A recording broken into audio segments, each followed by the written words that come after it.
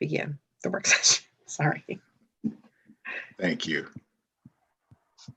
Well, there's President Amata, Rayard. Yeah. And I am having technical difficulties as we speak. Okay. Yeah, I had no internet, so I'm on a hotspot right now. Okay. My apologies. You're on mute, Leslie, but I just called it to order. Perfect timing, I know. Yeah. I think she's talking, but she's not. Good evening, everyone. Hi. Hi, everybody. Good evening, Israel.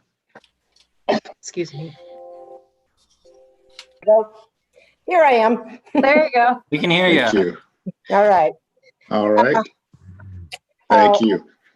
President Hamada, Vice President Daniels has called the meeting to order. Welcome. Certainly, I just had technical difficulties and was just getting ready to begin our work session, but I will make sure you have if you are ready, regarding our protocol guidelines and call to order. Yes. And we're now on discussion and approval for board policy subcommittees, our first topic for discussion. Right. I just want to add to, Please. and forgive me, apparently my link wasn't on there. It took a while for it to hook up, but we did it. Okay, good. So that's why I was a little slow here. Director Bowen has just emailed me about a few minutes ago and said that she will not be at our first two meetings. Something has come up, and it looks like she's going to be an hour late to our regular board meeting. So I just want to preface that so everybody's aware of that. So, all right. So we've called the meeting to order and we're on 2.01 board policy subcommittees. So, okay. So we had discussed this before, and I think what I'd like to see is some discussion on this, how we can work things out to start working on our policies. I was really excited, and I hope everybody else would agree with me to get going on this work. And we thought we were going to do like 2 at a time to work on it and then come to the full board. Is that what I understood? Or did you guys have something different in mind or discussion? And I would say if it pleases the board, it might be a good starting point to provide an overarching perspective. And I know that Dr. Harmon has worked closely with each and every one of you as well, just to give a high level update of what a board policy review could look like or what we've accomplished in the past. So, Dr. Harmon? okay. So we've tried multiple ways to have this happen, from having the board rank their priority policies, to identifying the ones that were most out of date, to ranking them using WASDA, to targeting ones that were causing, or I guess connected to issues in the district with procedural or operational factors. And no matter the method we've chosen, the hiccup is always in the details. As this board experienced, you can spend quite a bit of time delving very deeply into the wording of what's in a policy. So every time the best of intentions and efforts gets us to about, I think at the highest point, we had about 18 in a school year done, which is quite a bit of work. I mean, that would be a kind of regular cadence of updating if we had a cycle and they were current. Obviously, that doesn't get us very far if we are behind in those updates. We've tried the WASDA model policy update piece. We've tried an intern. Both of that work is similar, using the WASDA model as the update and then bringing it back to the board to talk about the nuances of the wording in terms of the KSD lens. WASDA continues to submit. They are in you all's, in your policy folder. It's just, it takes time. It takes a lot of time. I mean, so I think about the Saturday that we spent a good portion of a day, maybe 4 or 5 hours, and we got through maybe 8, which isn't a small feat, but it takes time. So I'm always excited when policy comes up because I would like for us to be in a different place with policy as a district. I think it's just hard carving out that space. And I think that it's time consuming and not necessarily what people would consider fun work for that lengthy amount of time that it needs to have it happen. So that's pretty much the synopsis of where we've been. Still very hopeful for where we're going. Have you ever done a 2-person committee? So no, I have not. I have not been a part of that. I don't know if that would make it makes it easier to a certain extent in terms of less voices providing feedback or input on the wordsmithing. I still think obviously we would have to bring those to the full board. So it doesn't circumvent any process other than the kind of laborious work of delving deeply into the policy. Right. And then bringing back a prototype or a proposal to the full board to have another robust discussion about. Well, we did at our last board meeting vote to have a 2-person committee. So as I understood tonight, we were going to move forward with that. My only proposal would be with a 2-person committee is I think it should be comprised of someone who's been on the board longer than the people that were seated on the board in December, and someone who is newer, just to have that different perspective and experience. So that would be my only recommendation, to get that experience. At the Clark Nuber audit, we learned that a lot of our problems have to do with policy, and just, recent things we've been dealing with, the 4312, things like that. Those need to be updated, and they've needed to be updated some for 20, 25 years. And I've just reading all the policies before I was sworn in, there's so many, and I brought them to the superintendent's attention. We should have a student board director. That was a policy that was implemented last year, and we should have, I think the way the policy reads is we should have 2 different ones split the year. And so that policy is being violated, and our council has advised no matter what we do, we have to follow our policies, and we're not even following, in certain instances, our newest policies. Like our race and equity policy is not, it's overdue now. It's supposed to have an annual review, and that hasn't happened. So thank you, Director Bettinger. And thank you, Dr. Harmon, for providing that context to Director Bettinger's question. I know that Curtis Leonard has had experience and he's talked to us before. He is here today for that. Part of that reason is to provide additional context to the 2-person subcommittee. Curtis, is there anything you would like to share?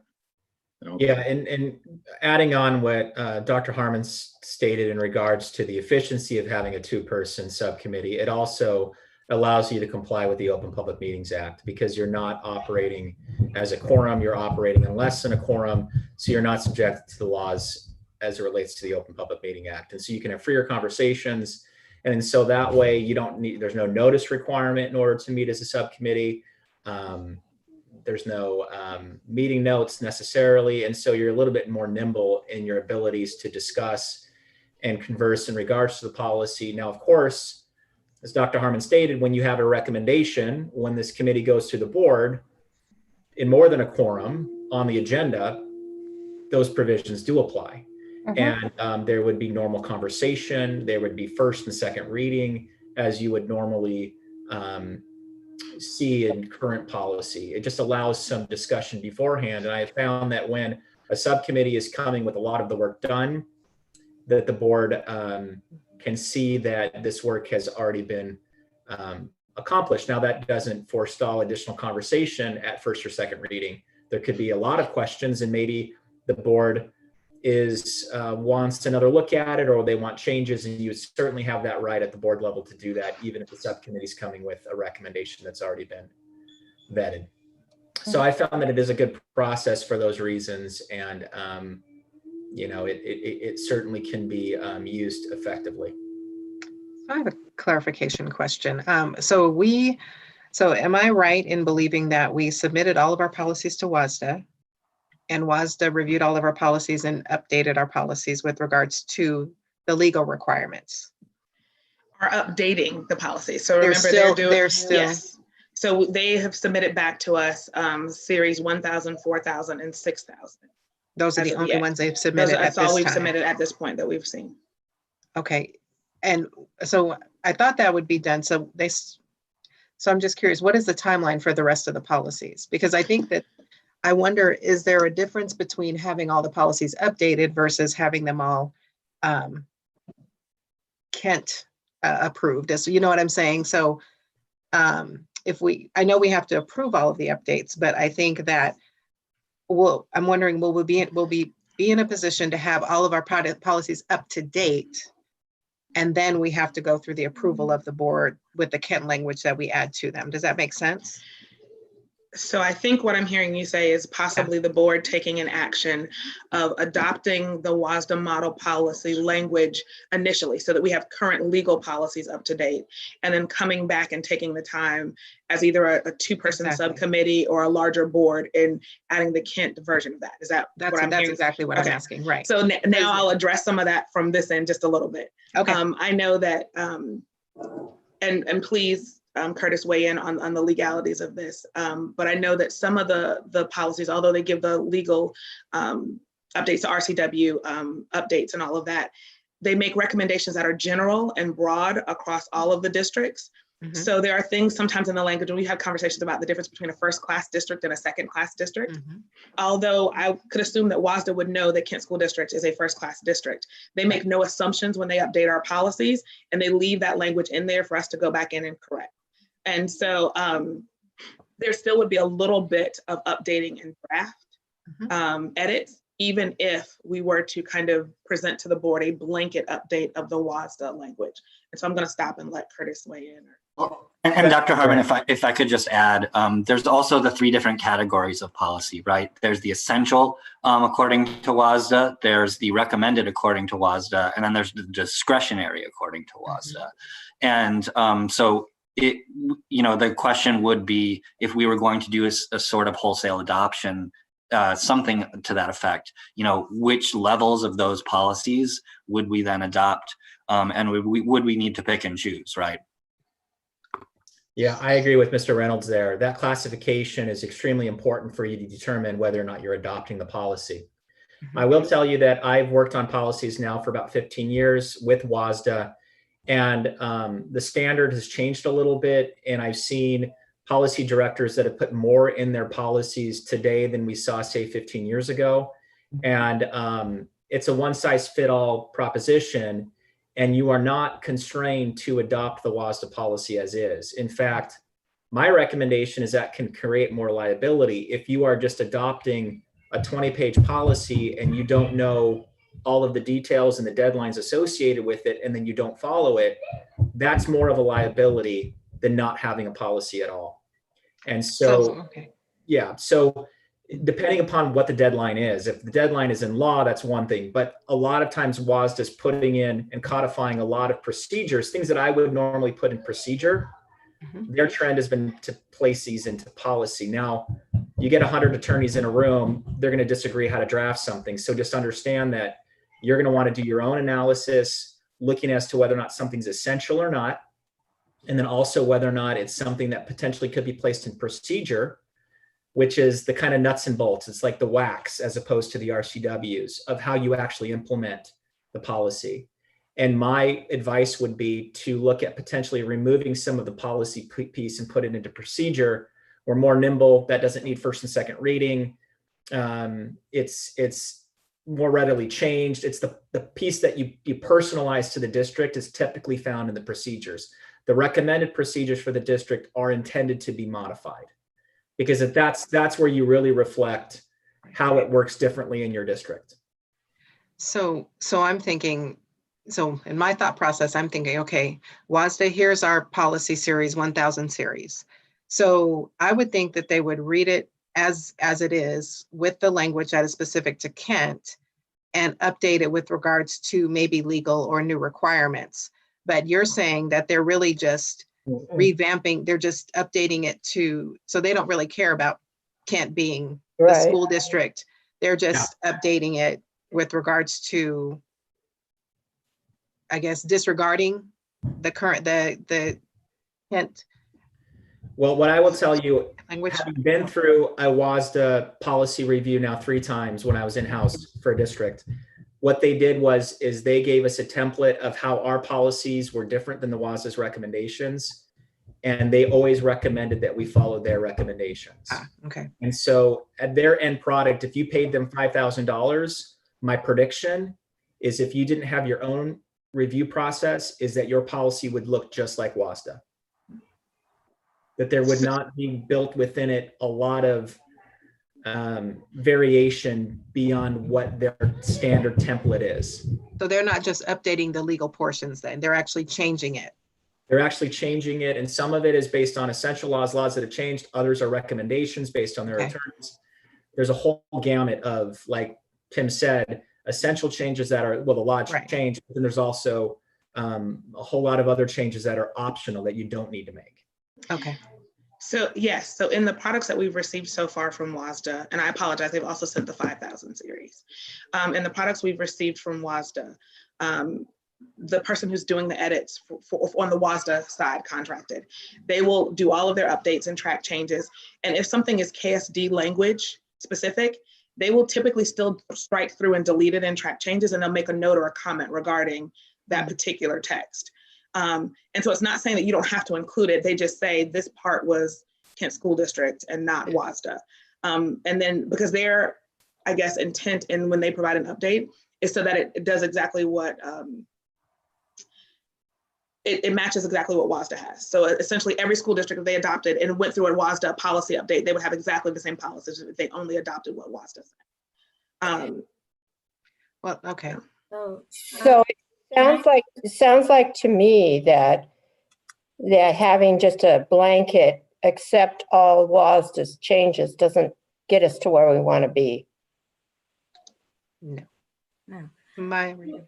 Yeah, I feel like we had this conversation before in that, you know, we went through all of this. We decided we were going to focus on essential, encourage, and then we went through the 1,000 series. But if WASDA has gone over 1,000 series, 4,000, 5,000, and 6,000, I suggest we go through, say, Leslie and I, or Director Bettinger, or I, or President Hamada, and Vice President Daniels. You know, we just take 1,000 and 4,000, one group, and 5,000, 6,000, the other group, and move forward.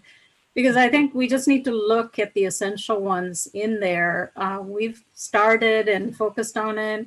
And we've had some input on the 1,000. So I think we can move forward. I'm not sure why we're having the same discussion. Yeah, I agree, Maya. That's a good point.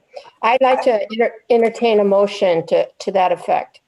So just to be clear, so what you're suggesting, Director Vengadhasalam, is say you and I work on the 1,000 and the 4,000 series, and Vice President Daniels and President Hamada work on the 5,000 and 6,000 series. And then, so it's 2 teams working on whole series to present for a first reading at a board meeting. Yes, and we focus on the essential ones first. Yes. And then we can bring the other ones forward.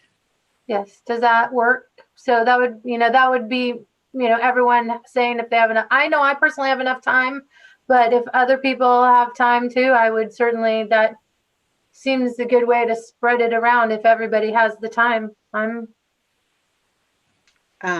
Yeah, we could start it. I still am working, so I've still got, but yes, we could definitely start that. We have some delays. I mean, I'm also working full time, so, but I can dedicate some weekends to that as well. So 2 teams of 2. I make a motion that we create 2 teams of 2 to work through these board policies. All right, I second that. Okay. I thought we voted on that at the last meeting. We voted to make a committee. We didn't vote on how we were specifically going to do it. Oh, Would you entertain a friendly amendment to that, Director Bettinger, saying a timeline that we were going to start that and finish it? Sure. Well, I mean that because some series have more policies than others. Right. So, I mean, so that's a little bit tricky. I agree, but I just think that we've been pushing this down the road a long time, and I work on deadlines better. That's just me. It's up to Director Bettinger if she wants to accept a friendly amendment. So what would be a suggested deadline? I mean, what's reasonable? Depends on September? the series. Depends on the series. Yeah, or like just getting each team getting through the essentials by end of June. I don't know. I would just want to know what you would propose. I see where you're going to make sure the work gets done because it's been delayed for a long time. So yeah, I mean, I don't know. I just want to hear what other people. I don't know what everyone's time is, so I would just want to be respectful of everyone, my fellow colleagues' time. Well, for me, end of June is reasonable, so I'm fine with that. Like end of June for the essentials, and so we just have to decide how we want to divide it up. So Yeah. 2 teams of 2 taking over the policy series with the goal of having the essential policies for a first reading by the end of June. So you're accepting my friendly amendment, correct? Yes. So I know somewhere we had a list of essential policies, right? Yes. Okay. It might be worth looking at that to see how many in which series. I don't know if there are more series that have. Jill, do you have any insight as to like which series might have more essential policies versus not? So I could, 6,000 and 5,000 Yeah. would be so 6,000 deals with kind of business operations, finance. So there's some federal, state legalities there as you and President Director Venkatasalam knows from previous experience of kind of delving into the 6,000 series. Right. And then 5,000 series has the same kind of considerations a little bit in terms of, because it's dealing with HR and staff, so the adults. I will say this as a small piece of information as you're discussing this and trying to make a decision about your timeline. In your policy folders as well, there's a folder now related to COVID related policies. So you all have been kind of keeping up with WASDA and how they've been informing board directors of the status of things. There are a series of policies that need to have some board discussion around graduation and other pieces related to COVID. So there's some updates there as well. So that may throw a small wrench in your timeline for the traditional bulk of policies. And they are mostly in the 2000 series because they deal with students and instruction. But I just wanted that said as well. So as you're planning your timeline, just know. So I'm sorry, we don't have regular board meetings in July, but we could have a special meeting to just do first readings of policy. Yes. Absolutely. So in prior work, we've done that before. It's a possibility, yes. So we could divide it up. So it's like one pair would take the 1,000 and 6,000 series, say, and the other pair would take the 4,000, 5,000 series or something like that. And with shooting for a mid-July special meeting for a first reading of essential policies. Director Bettinger, you already accepted a friendly amendment. Yes. Yes. So now you're changing it. I'm just changing the date from end of June to mid-July based on the fact that we have COVID policies too that might be in the mix. But that's series 2000. We're talking about 1,000, 4,000, 5,000, 6,000. End of June then. Why don't, why don't I propose this? How about if we do a check-in at our next meeting, kind of see where we are? Mhm. And then that way we could better gauge how, in case, it's not moving as quickly or there's some holdup or something like that. That way we could better gauge our progress. Sure. Do you think, would you be opposed to that, President Hamada? Well, you have a motion on the floor and she's accepted a friendly amendment. Correct me if I'm wrong, Curtis. We have to vote on that amendment and vote it down before we can go to a correction, right? It's not been seconded yet. So at this point, it's only Okay. been moved. It's not been seconded. So the moving party could actually withdraw the motion at this point. I'm withdrawing the motion. Okay. So the motion would be to have two-person committees to meet again at our next meeting to assess how far we've got along on our policy series. Is that my motion? Okay, who's gonna do which motion? Right? So it's kind of a thing where it's like, first, I think we have to make a motion that we're going to do 2 teams in this way. And then maybe a separate motion to have some timelines. Is that more reasonable? Can we agree to have timelines, or do we have to actually make a motion to have timelines? I mean, can we agree, make a motion and approve the committees and say, okay, at our next board meeting, we're going to come together and see where we are? Do we have to have a motion and approval to do that? You can do anything you want and second it, actually, in reality. The thing that I'm concerned about is we're not getting policies done. And my biggest concern was I wanted us to tackle this 4312 right off the bat so we could get that straightened around because of the issues that have come up with it and several other issues. And I'm willing to accept a motion on the 2 teams of 2 subcommittees to get that started and have a time when we come back to, I mean, we're going to have another meeting this month, right? Mm-hmm. Then can we come back and have more of a finalized plan on that? Okay. Yes, but are we starting on these? Because if we are, then let's assign the 1000 series to the individual board member.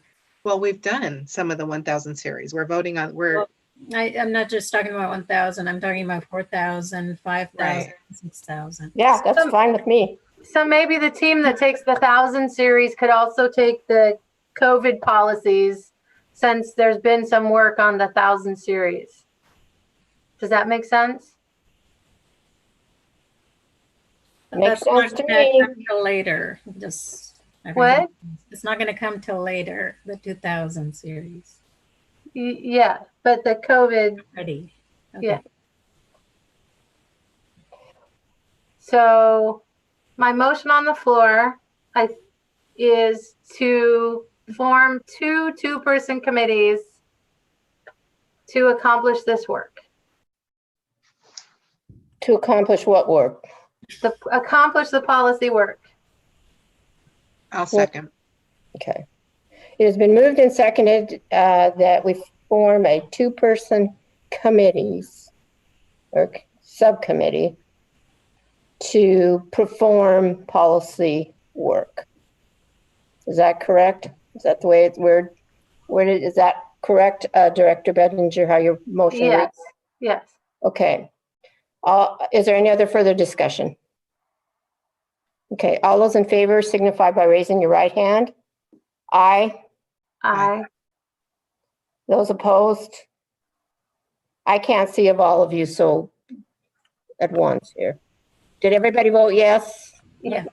Okay, I can't see you all. The So motion, now we just have to decide, next step would be to decide who's going to work on which sets of policies and how we'll pair up and accomplish that so that we can, by the next meeting, because I think Vice President Daniels had a great idea that between now and the next meeting, if each committee can get together and do a review and see how quickly or slowly they work through this, then we'll have a better idea of deadlines and timelines. That sounds good. If I And may, so, directors, if you are seeking staff input related to these policies and procedures policies as one of the staff who may be called upon to do that, it would be really helpful if we could coordinate this through Dr. Watts about which staff you would be requesting to be involved in those policy review sessions, just so we make sure that we have all of the resources that you all need to have a informed discussion related to those policies. Thank you, Mr. Reynolds. Appreciate that. Yeah. Yes. To the extent that we can. And Wednesdays typically are those days. We don't have to come to that agreement now. Know that that is a set aside day for staff and I be available. Thank you, Dr. Watts. Do we have an idea who wants to work together on these? So we can set that? Doesn't, whoever. I don't care. I don't either. So, yeah. Leslie, I can work with you. Okay, that sounds good. Okay. Okay. And then how are we going to divide up the series? I was just saying the first group, I guess Denise and Leslie take 1,000 and 4,000, and Michelle and I, we can work on 5, 6, and then when 2,000 comes on, maybe Denise and Leslie can tackle that. Well, we also don't want to forget Director Bowen, at some point. We here. delayed our last meeting for that reason. Yeah. So I think we probably need to have more conversation around that. Yeah. We need to. So let me backtrack to some of our, because we talked about how 5,000 and 6,000 are big, hairy, the two biggest. So I would propose that whoever does 1,000 then does 5,000 or 6,000, and then whoever does 4,000 does 5,000 or 6,000. So maybe we divide it up, and because the 1,000 series has already been partially done, that whoever does 1,000 also does the COVID-19 policies as well. Yeah, they'd say that. Yeah, that's. Do we need to have a motion on this, or can we just? Can we just have an understanding? We're Because discussing. That sounds good. Okay. And actually, if I'm not mistaken, the COVID, they apply, it's not just 2,000, right? They apply to multiple policies, right? Is that not correct? Some of the directives coming from WASDA? Right now, the ones for WASDA are pretty much focused on the 2000 series, just because they're regarding students and instruction. There's no and personnel? graduation pathways. I have not seen any as of yet Okay. on the WASDA website for that. Now, other districts may be taking actions in their policies to update some things regarding that, but there's been no recommendation from WASDA that I've seen relating to that. I would actually prefer that the board actually make a motion once you've established who the members of these subcommittees are. If you've established the subcommittee, naming them, I think is the best practice. So we actually have something in a resolution that recognizes who the individuals are. So would the most efficient and effective way to do this be have a motion on the members of the committees, and then another motion to decide which team is taking which policies? I will defer to the board. You could do it in one motion. You could certainly say these two individuals will review policies X, Y, and Z, and you could do it in one motion. Yeah, I'd rather do one motion. Okay. I'll entertain a motion on that then. Who would like to do that? Okay. Well, we haven't talked about yet, made even any agreement on. So one team will do the 1,000 and then the 5,000. And then the next team does the 4,000 and the 6,000? Sounds good. Yeah. Does that sound good? Yes. Good. Okay. How about this? I make a motion that President Hamada and Vice President Daniels as a team review the 1,000 and 5,000 series, and that Director Vengadaslam and myself review the 4,000 and 6,000 series as policy review teams. I second that. Okay, it's been moved and seconded that President Hamad and Vice President Daniels will work on Policy Series 1000 and Policy Series 5000.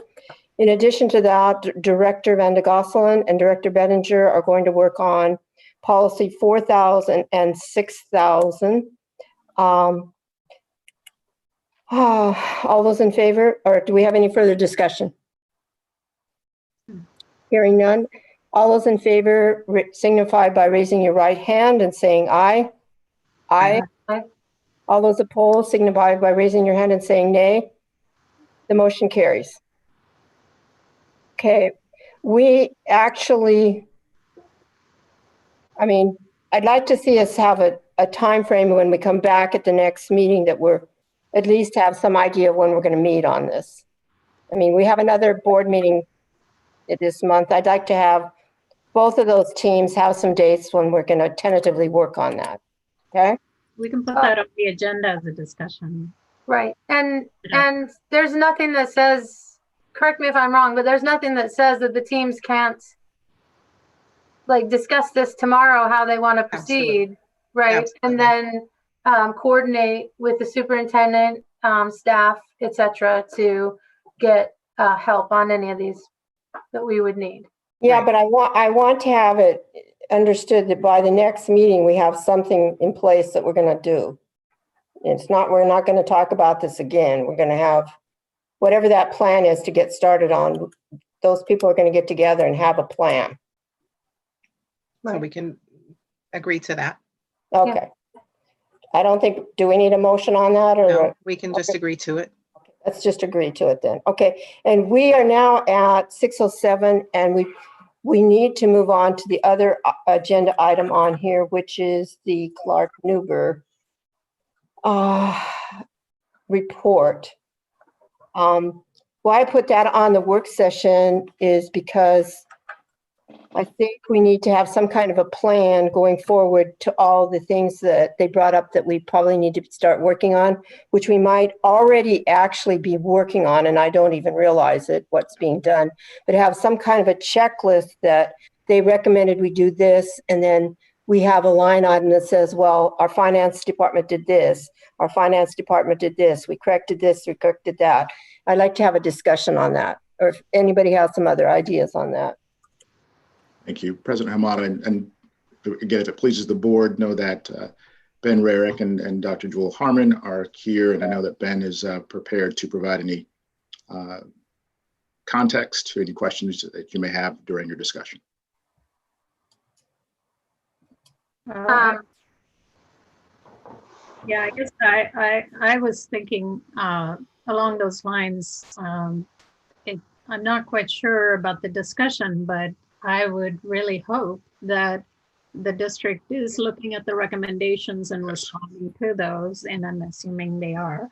So I guess for me, the question is, when would we be able to have a discussion on that?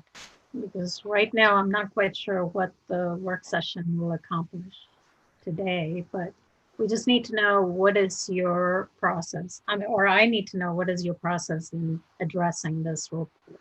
Absolutely. The process has begun, and I'll certainly turn it over to our budget and finance team. And certainly, Dr. Harmon, if you'd like to provide additional context, as well as Ben. So we listened to the session, but we have not, so staff have not received a final report from Clark Nuber. So that would be step one for us, is receiving that. So any notes and things that we've received have been just from what we've taken based on the comments we heard during the meeting with the board. So having access to the report to see what was actually listed and the direct phrasing of that would be helpful. But based on that, there are pieces of that we've started to kind of call out and address. I think one of the things for us that is an overarching context, and I'll let Ben provide more detail in just a minute, is that the time frame that Clark Nuber was tasked with auditing and reviewing was from 2012 to 2018.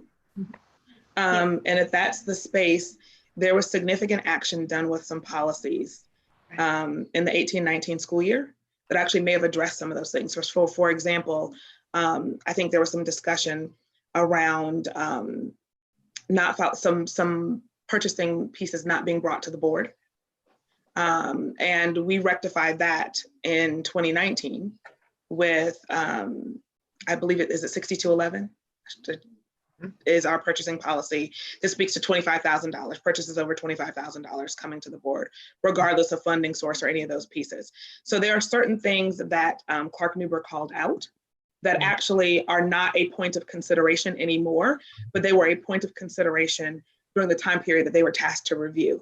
I can understand for the board why it would be important for us to speak to how they either have been addressed in the time period between 2018 and present, or what our plan is for addressing those moving forward. I know that it would also be helpful for staff. I mean, if to get a clear directive of the board is our task at hand to really address every single issue that Clark Nuber did, and then I guess the resource authority to make that happen is a question that I think I and the team would have. And then I'll turn it over for, I guess, more detail and commentary to Ben or discussion from the board. I do have a clarification. The Appendix B that they submitted really was talking about the updated 2018 policies and procedures. So they commented on that because I had asked them to take a look at that, the updated version of 2018. So their observations and recommendations therein has to do with the updated and not the previous policies. And those are very confusing, you know, some of the definitions there that I struggled with as well when I was, you know, looking through that. So I feel like we need to really revisit those 6000 series in terms of clarifying some of that language, because they are saying that it's very confusing. That's you and me too. That's our series. Said this discrepancy caused confusion in how to approach the procurement process for capital outlay. That's one example. So having lived through that policy update, I would agree that it's quite, and we had quite a bit of discussion with the board at that time about that particular policy. I would say that honestly, as staff, we have no reference to what was in the appendix because we haven't seen the report. So I guess for us, a starting point would be, we don't know what's there to address or what their comments were about, particularly what explicitly was confusing, unless they called it out in the conversation of the session with the board, because we haven't seen the report. So for us, a step one of truly developing a full plan for the board would be to see that, so that we would know how to respond. That was sent last week, or it was sent shortly after to the board. The board received it. Right. The superintendent didn't receive it? Staff did not receive it. Staff so did not. Remember that I tried to very hard, although we supported and provided Clark Nuber the access that they needed to documents and things.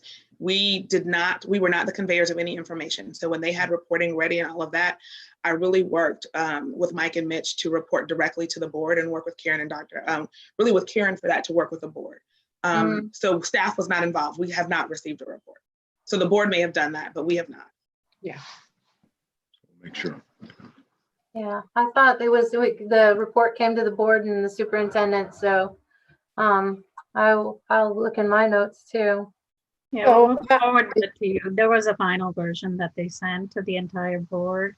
And it did mention that the questions that they had, a couple of questions that were answered, but it doesn't significantly, or it doesn't change the report in any way. And so then they said it is the final version. So nothing was changed from the draft.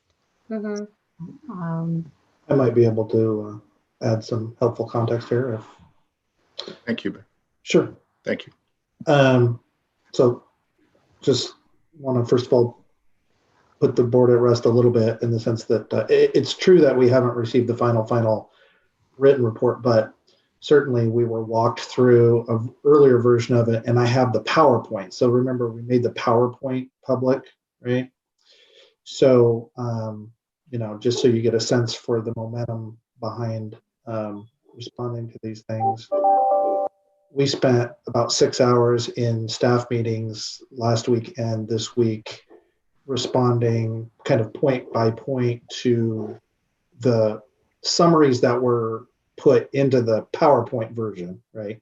And because I was brought along the way, I probably have a lot of the context that's in the final report, but I don't have the final report. So just so you know that.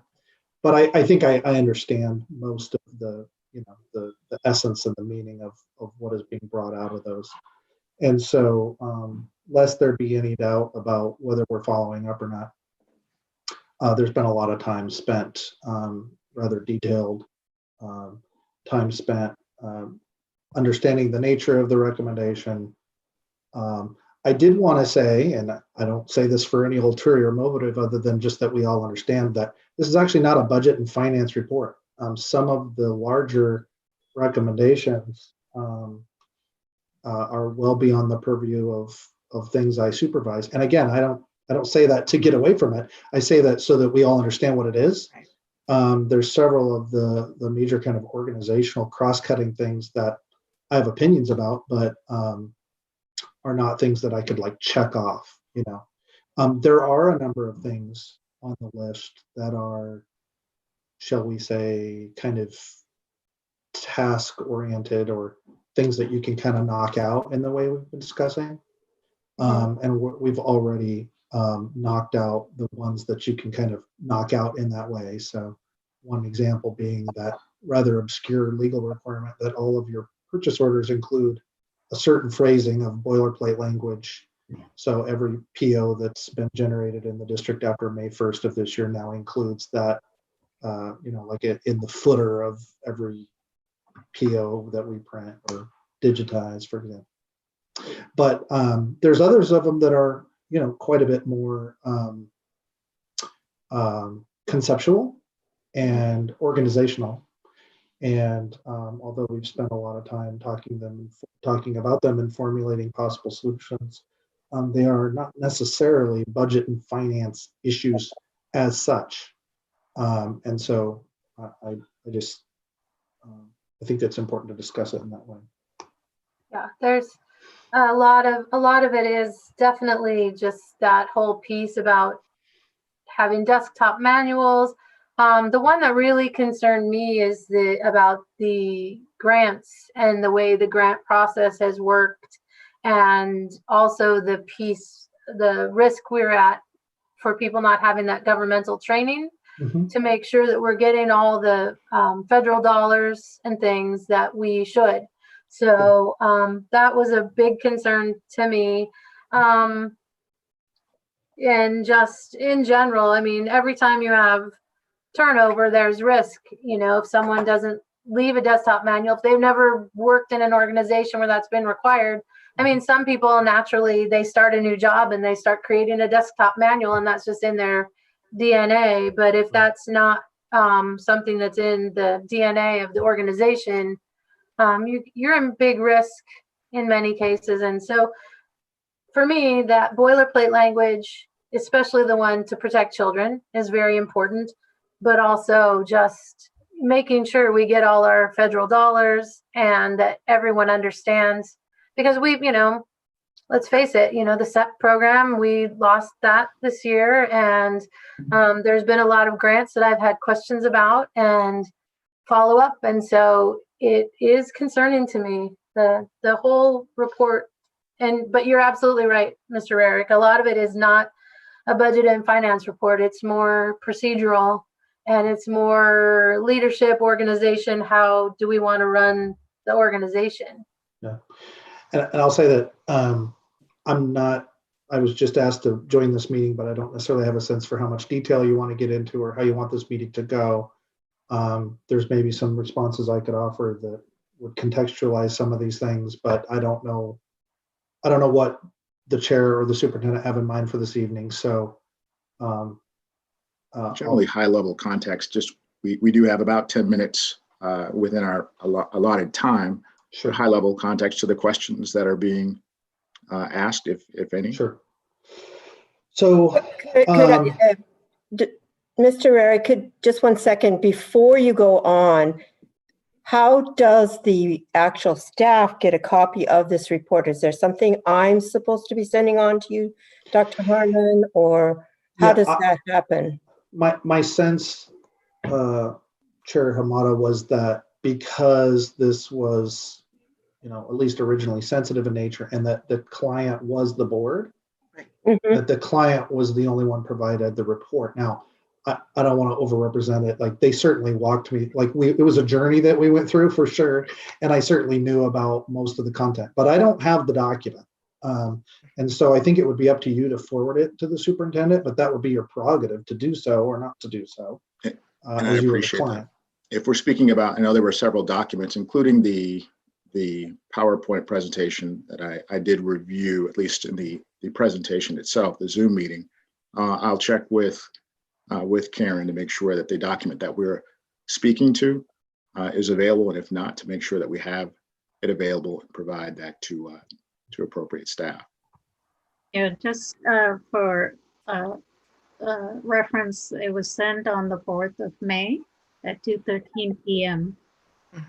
The final copy to the board and Dr. Watts. Okay. Yeah, I just looked it up myself on my computer. Yes, it was sent to the board and Superintendent Watts. Okay. I may have missed So- that. Obviously, I will make sure we have that sent to that particular copy to appropriate staff. Thank Well, you. it's understood. There's a lot of emails, so I appreciate you bringing it. Absolutely. So that's taken care of off my plate then, right? I will take that off your worry plate. Yes, Okay, thank you. absolutely. I'm sorry to interrupt, Mr. Wright. Go ahead, please, with what you were going to say. Well, I think Dr. Watts said we have about 10 minutes. So my comments will be pretty high level. I mean, each one of these is a journey that the staff has been on almost a year now, actually. But I think maybe some of the value I could add this evening is that I was one of the people that dialed in and listened to the conversation, even though I wasn't the participant. And I noticed that some of the conversations, some of them I thought were completely, legitimate findings and observations in the sense that, they're identifying things that we need to work on. And I take no issue with them. There are others of them where the discussion of the observation, even though the observation itself was accurate, kind of ended up in a place where I was having a hard time tracking the meaning that was being taken from it. Does that make sense? So let's take a couple of examples. I know there was a lot of concern expressed about contracts that were purchased on interagency agreements. So I think there was quite a bit of discussion about the large percentage of contracts that were vetted as part of Nuber's database that did not have a commensurate board approval. And that is a factually true statement. Indeed, there were a lot of contracts from the period of 2012 through 2018 that were purchased on either state contracts or with consortium that didn't have board approval. The reason for that, I mean, I'm making some assumptions, but I know one reason for that is that the board policy at that time, at the time that the contracts were set, had a specific provision excluding contracts that were purchased through these interagency agreements and state contracts. And there's a reason for that, because usually the whole reason that a school district will use an organization like, let's say, KCDA, which is one that most of you know about, is that, a joint, all the school districts get together and form a joint purchasing entity so they can get the very best deal, right? And so, in most cases, we want to use KCDA because we can assume that we're going to get the very best price that we can get because we have the largest purchasing power because we're teaming up with all these other school districts. The policy that was revised took that provision out. And so basically what happens now is it doesn't matter whether we use a state contract or any sort of interagency. If it's more than $25,000, or if it will be more than $25,000, we bring it to you.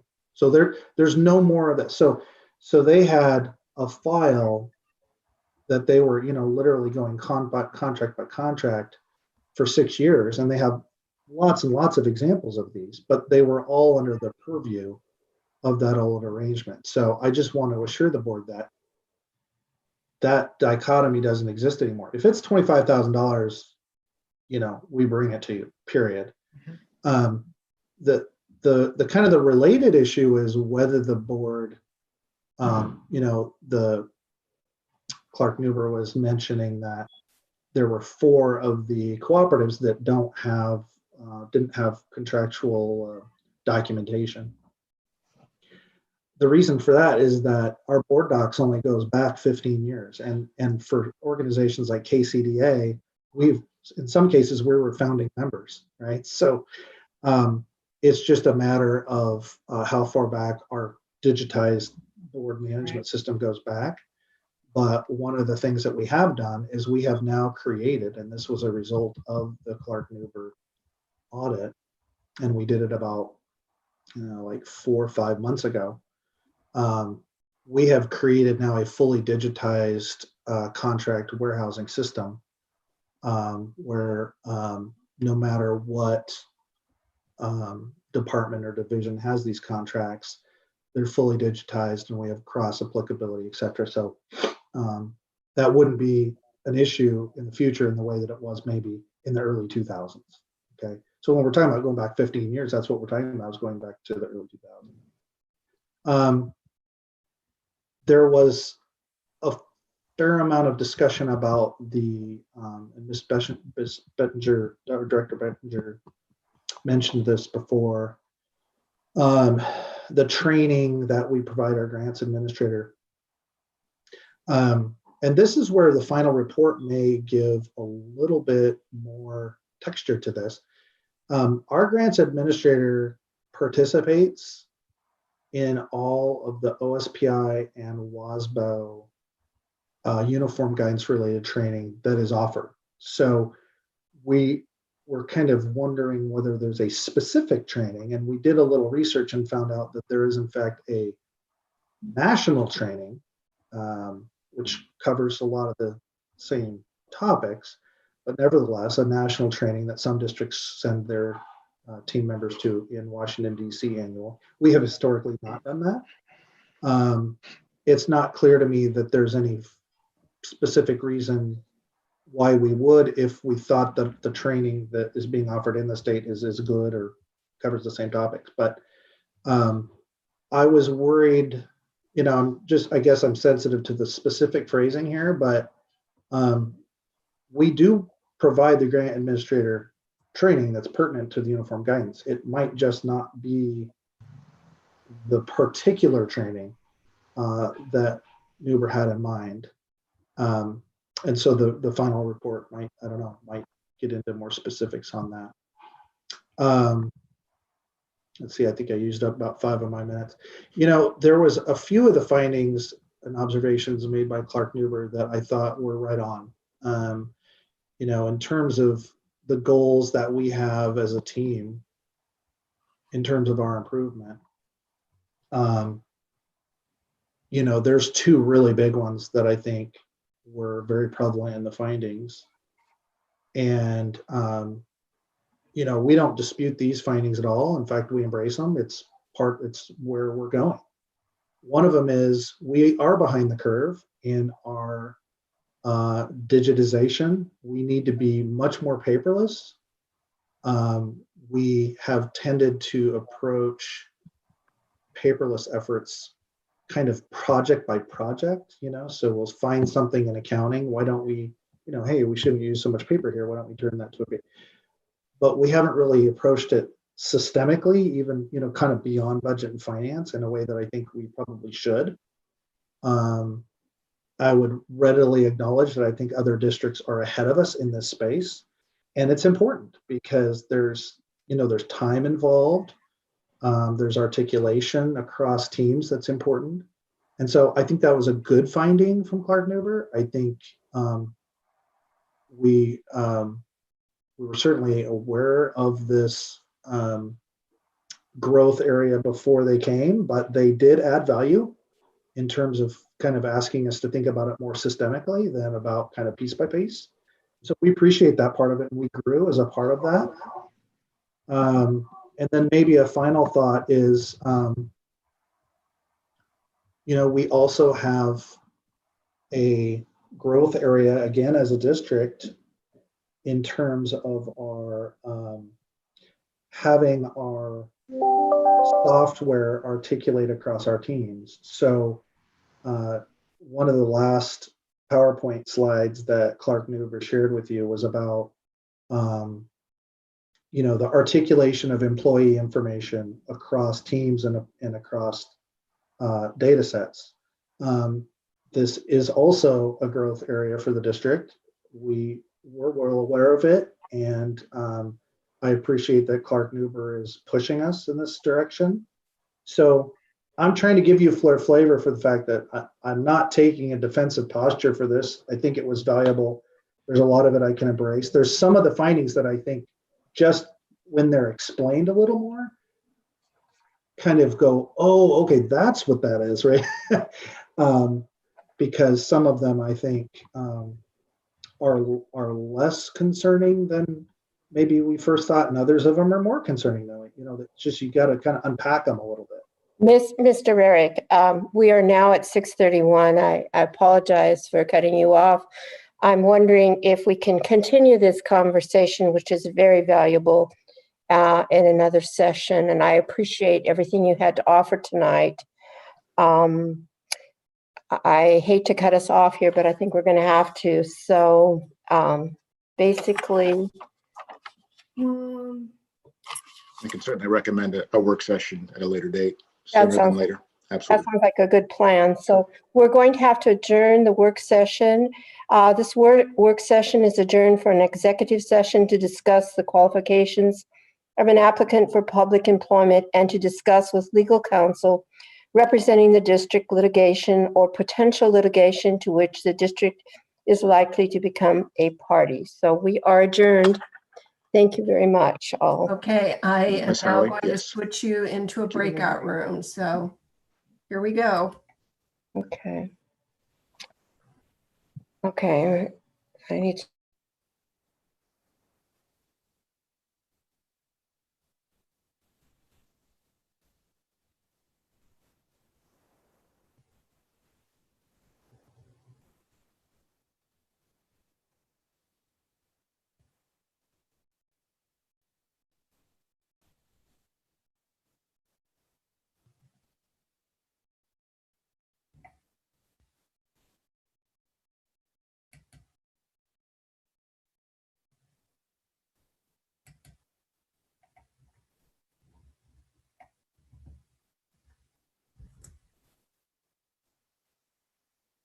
So how did it go? I got them into the breakout room.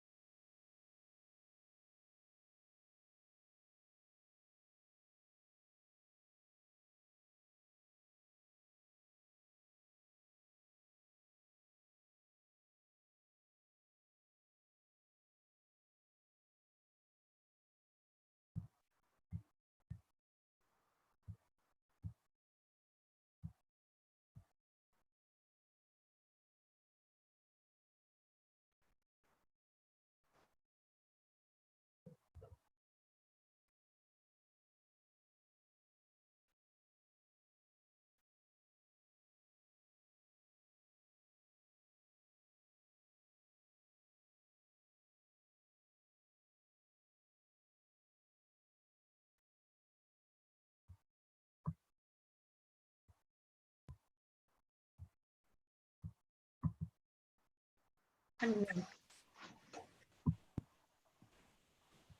unmute. Good evening, one more time. Good evening, ladies and gentlemen. I'd like to welcome you to our May meeting here on the 13th of May, 2020, our regular board session. And I'd like to call that meeting to order. The first order of business, I would like to ask Vice President Daniels to say the pledge. Okay. I pledge allegiance to the flag of the United States of America and to the republic for which it stands, one nation, under God, indivisible, with liberty and justice for all. Thank you very much, Vice President Daniels. Again, I'd like to welcome you to the meeting of the Kent School District, which is held in public to comply with the Open Public Meeting Act. The purpose of the board meeting is for the board to conduct its business in public. During the meeting, the board will listen to, but not respond to comments from the audience. Those wishing to comment must complete the online form as indicated on the district website and in BoardDocs. Questions raised through submitted public comment addressing an issue may require further investigation, and answers will be posted on the district's website. If you indicated a desire to speak to an agenda item, your comment will be read at that portion of the agenda. General comments will be read during the audience communications section of the agenda. Now I'd like to turn to Dr. Watts to see if there's any changes to the agenda. Yes, thank you, President Hamada. Good evening. Please note that a supplemental personnel report has been added to the agenda this evening. Okay, thank you. Okay. Is there any board member that wishes to add anything to the agenda this evening?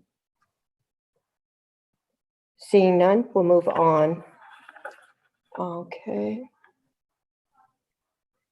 Are you gonna, you still need a motion to adopt the? Yes, that's right. Okay. I'm going to entertain a motion from a board member on the addition to the supplemental. I move to add the supplemental personnel report to the agenda. I second. It has been moved and seconded to add the supplemental personnel report to the agenda. All those in favor signify by raising your right hand and saying aye. Aye. Discussion. Those opposed, raise your right hand and signify by saying nay. The motion carries. Okay. We're on to 2.01, Superintendent Report. Good evening, Dr. Watts. Would you like to give your report, please? I would. Thank you, President Hamada, members of the board, staff, community, friends.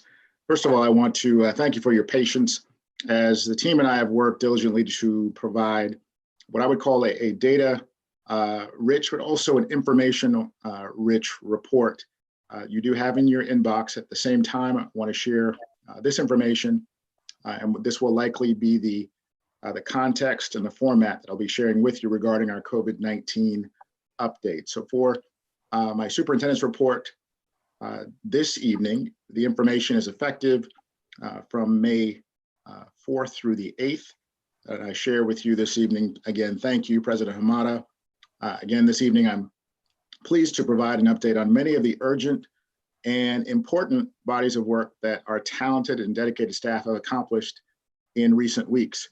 Now, this pandemic closure, it continues to present opportunities for us, opportunities for leadership, opportunities for our staff to respond with care and innovation, to serve our students, our families, and our community, and each other in new, meaningful, and also first order in safe ways.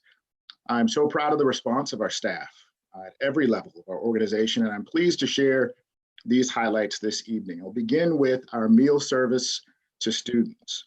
Throughout the school closure, we have been tasked with ensuring that we provide meals to our students, just as we would if we were in a brick and mortar state of being. And we have been and we remain committed to feeding all children in our community up to the age of 18 the meals that, again, they would normally have access to during the school day. The total number of meals that we have served on May 11th was 62,730. That includes breakfast and lunch, as they are counted as separate meals for our state reporting purposes. And this brings our total meals served to date, that's from March 17th through May 11th, to 353,402 meals. As of May 11th, we added 2 new meal sites as well, and we're now serving meals at a total of 20 sites. A site, according to OSPI, just from a definition standpoint, is a physical location, including but not limited to a school, a district building, or a bus stop. Those are the 3 areas in which we focus our meal site and delivery service. Thank you so much to our nutritional services staff, certainly led by Teresa Fields, and through the organizational effectiveness community led by Dr. Jewel Harmon. There is a true team effort. President Hamada, you mentioned breaking down silos and building bridges. That has been at the core of our work. To our transportation team, our bus drivers, to our safety services team, all supporting and serving in the school operations academic support community led by Mr. Israel Vela, and our volunteers. We cannot forget, and we cannot do this work without, who make the weekly meal service distribution possible. And that includes volunteers, some of whom are on this Zoom meeting this evening. Another priority is childcare services. Regarding our childcare services, we continue to offer childcare through our partnerships with Champions and YMCA for first responders, healthcare providers, and other essential workers. And we do so at 3 locations in our district. As of May 9th, the number of childcare openings available for eligible families is 132 children. The total number of children that were served last week from May 4th through the 8th in our childcare facilities was a total of 45. Now this includes a unique head count, which means that we do not count the same child twice. We also continue providing school meals during childcare services that included breakfast and lunch, which are provided to all children who are present at our childcare sites, and they are included in our meal service numbers as well. We know that our core business is teaching and learning, but certainly we want to make sure we're taking care of basic needs. That is a priority that we have been charged with and tasked with. Ultimately, it is our mission to make sure we're providing meal service and childcare service so that our teachers can teach students who are ready to learn. So regarding our educational services, or what we refer to as our continuous learning plan, since the closure began March 16th, technically for our continuous learning plan, we've continued to communicate with school leadership about our expectations around educational service. We provided resources, training, professional development, and updates to families through multiple Kent School District communication platforms. Certainly our website has been an instrumental platform, as well as outpushes of media, social media platforms, and email communication. Last week, May 4th through the 8th, was our first full week of virtual, the week of May 4th, this is our second full week. First full week of virtual instruction, district-wide, as part of phase 4 of our continuous learning plan. Our certificated and classified personnel provided support for differentiated instruction and accessibility remotely. Now, this is a tall order, and certainly we are not the only school district that is operating in this new normal, but our staff continues to work together to reach students who need additional supports and services through inclusive education, including students with disabilities, English learners, migrant students, students who are medically fragile or who are in homeless situations. And last week, we shared our grading methods. I know that met with several questions that we've continued to field with our do no harm adherence during remote learning. First, we shared with you, our board, then with school leadership and with staff and our families. Learning supports, grading information, and more are available, as always, on our district website. And while we are working to ensure that our attendance data and our connections data, I know that President Hamad and I have spoken at length, about this. This is a priority, and we are working to make sure that we have the appropriate data and are capturing that, and that information will be shared with you in as timely a manner as possible. Please stay tuned. But since March 16th, we have also been continuously providing educational services and support for staff, including building level small group meetings with school leaders to discuss expectations, to prepare for and adjust instruction as we provide a continuity of learning plan, connecting with teacher leaders in the areas of curriculum and technology integration, including those who work with many of our students who have additional needs, including our inclusive education student groups, resources that are already available for teachers. We've included that to utilize in providing instruction. We've included regular updates to staff on health and safety circumstances and also available resources. We've also included defining what a continuity plan is in the event of a staff illness, if a teacher or a support staff member is unable to perform teaching and learning duties as assigned. I also want to give a huge thank you to our teaching and learning communities, certainly led by Chief Learning Officer Danelle West. I've mentioned, again, evidence of our cross collaboration work within and among our communities and teams, organizational effectiveness through leadership of Jewel Harmon to Sean Christie with regard to our DARTS team and our technology support, and our human resource communities. Thank you to Tim Reynolds and team for supporting this work, because none of this could be accomplished without the willingness and ability of adults to sit down at the table, literally and figuratively, and negotiate these improved outcomes and opportunities for students to learn and staff to support. Next, technology. We know that we are in the 21st century. We've talked about this for some time, but we are actually have been in the 21st century now, going on 19 years. And regarding technology, it is a part of our being. We cannot do this work without it. And regarding technology access and connectivity, that is an area that I want to make sure you understand as a board and as staff, that we are committed to bridging what is now referred to as the digital divide. I take no comfort in knowing that we are perhaps slightly ahead of the curve, but certainly not where we need to be in terms of complete and exact connectivity, truly one-to-one, where every student, every family has access to a digital device, has the knowledge and the skills to access programs and learning, and broadband Wi-Fi access for multiple devices.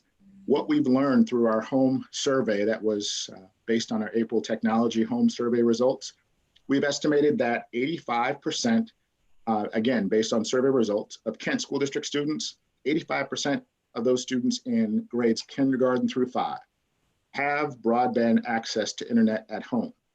And 87% of Kent School District students in grades 6 through 12 have broadband access to internet also at home. Based on the responses, we estimate that 99% of our Kent School District students who do not have broadband access to internet at home do have connection, however, to the internet, but the challenge is only through a smartphone data plan. And that is certainly the bare minimum of an access point, but certainly an area that we want to steadily improve. We have provided for students access to internet connectivity by providing Wi-Fi hotspots for at-home use. We did provide free Wi-Fi hotspots for Kent School District students who were in need. We did so at 6 school sites during our meal service. That occurred on Monday, May 11th. And we will continue to offer this again on Monday, this upcoming Monday, May 18th, while our supplies last. I've continued to remain in contact with our local providers such as T-Mobile. We're working to develop a plan that is more comprehensive and would not just allow a portion of our students to have access, but we are working to ensure that all truly means all. Details are on our website, and we have also been following up directly with families who have expressed a continued need for connectivity. We've also provided our educators and our instructional staff who are without broadband access to internet at home access and to internet connectivity by also providing wireless cellular connected devices for at home use. And as a district, Not unlike any other district in our state or across the nation, we do continue, as I've mentioned, facing those challenges of providing educational services online around the following: around being able to purchase enough district-owned internet-enabled devices to support at-home usage, and limited or inequitable broadband or wireless connectivity in the community. It's also important for the board to know that I have also signed on to legislation along with colleagues throughout the region and the nation to ensure that additional resources that will be provided to our states in support of COVID-19 response, particularly regarding digital divide, that there is certainly appropriate resources to support the needs so that each and every child and family who needs access is able to attain that. Now on to what would be considered our most important challenge and opportunity for us regarding the support for our seniors. They've often been referred to as the asterisk class of 2020 because of so much change that has occurred as a result of the pandemic, and we're trying our best to use this as an opportunity and not look at it as where we're not able to provide our students a normal experience in graduation. And as you know, not much is normal about our current operations at this time. With that, I want to provide this update using the State Board of Education's definition of on track as posted in their emergency waiver frequently asked question percentage in Kent School District. This March 2020, 79% of our seniors were considered on track to graduate in June 2020. As of April 18th, 2020, 10% of the senior class has already finished all graduation requirements, including graduation pathway credits and a high school and beyond plan. Now, for those seniors who have not yet met all graduation requirements, the percentage of them have not completed the following requirements. The percentage of students who have not completed a graduation pathway in alignment with their high school and beyond plan is 31%. The percentage of students who have not completed all other components of their high school and beyond plan is 82%. Percentage of those who have not completed the following requirements, including all required credits, is 88%. To date, the continuous learning opportunities and flexibility have been offered to seniors in making what we refer to as a good faith effort to help them earn those credits that they need to meet credit requirements for graduation. This includes online coursework, which we are providing, work-based learning aligned with course standards, competency-based credit via assessments. Now, the week before last, at the end of April, I had the absolutely wonderful opportunity to use our Microsoft Team platform to co-host live virtual senior meeting events with our high school and our academy principals for the class of 2020. Now, in total, at the 5 virtual class meetings, we had 948 attendees at our live events. To date, the posted video recorded meetings have had 719 views combined, and many more who have reviewed the online supporting information and the senior FAQs. I want to thank you. Certainly, I know at least some of our school board directors were in attendance virtually on those meetings. I trust you were able to gain insight on what and how our students were thinking about their graduation, and also what their perceived and real needs and fears and concerns are during this time. Again, the questions that were asked, the school leaders who participated and led the support for communications and our public affairs staff. Certainly want to thank Melissa Laramie, our communications director and public affairs, for her support in leading our entire team through a very new and novel and innovative format to reach and address the needs of our high school seniors and families. With those meetings, we hosted a thought exchange, and the combined feedback, along with comments, emails, and letters from students, staff, and families. If one thing I do know, I know that graduation is heavy on the minds of our class of 2020. Now, the majority of those who responded to our multiple platforms, here's what they had to say. we know that they want to wait for a traditional in-person ceremony if they had their choice, no matter how long it takes for that to be safe. And that is what we heard. However, we don't know when that will be, and uncertainty is one of the few certainties that this virus has provided us. Now, I do know what a powerful moment that graduation is and will be for our students and for their families. The power and the accomplishment of graduation doesn't diminish with the unfortunate reality in which we're living due to the pandemic. The traditional Kent School District graduation ceremonies are and always have been remarkable events, and we will do our very best, working within the rules provided by the governor and the health department, to make the best of this difficult situation and make our end of the year remarkable in its own right. And we have collected all of the input from our staff, students, families, and we've reviewed it. We've seen and certainly the new phased openings that are being discussed from our governor. And we've been researching early and often all of our options. I will be meeting with our high school and academy principals again at the end of this week. So please stay tuned and watch for additional information, as well as details regarding our Kent School District graduation plan that will be coming forth certainly to you very soon. In closing, I want to say thank you. Thank you again to all members of Team KSD. Thank you to our students for their engaging and learning.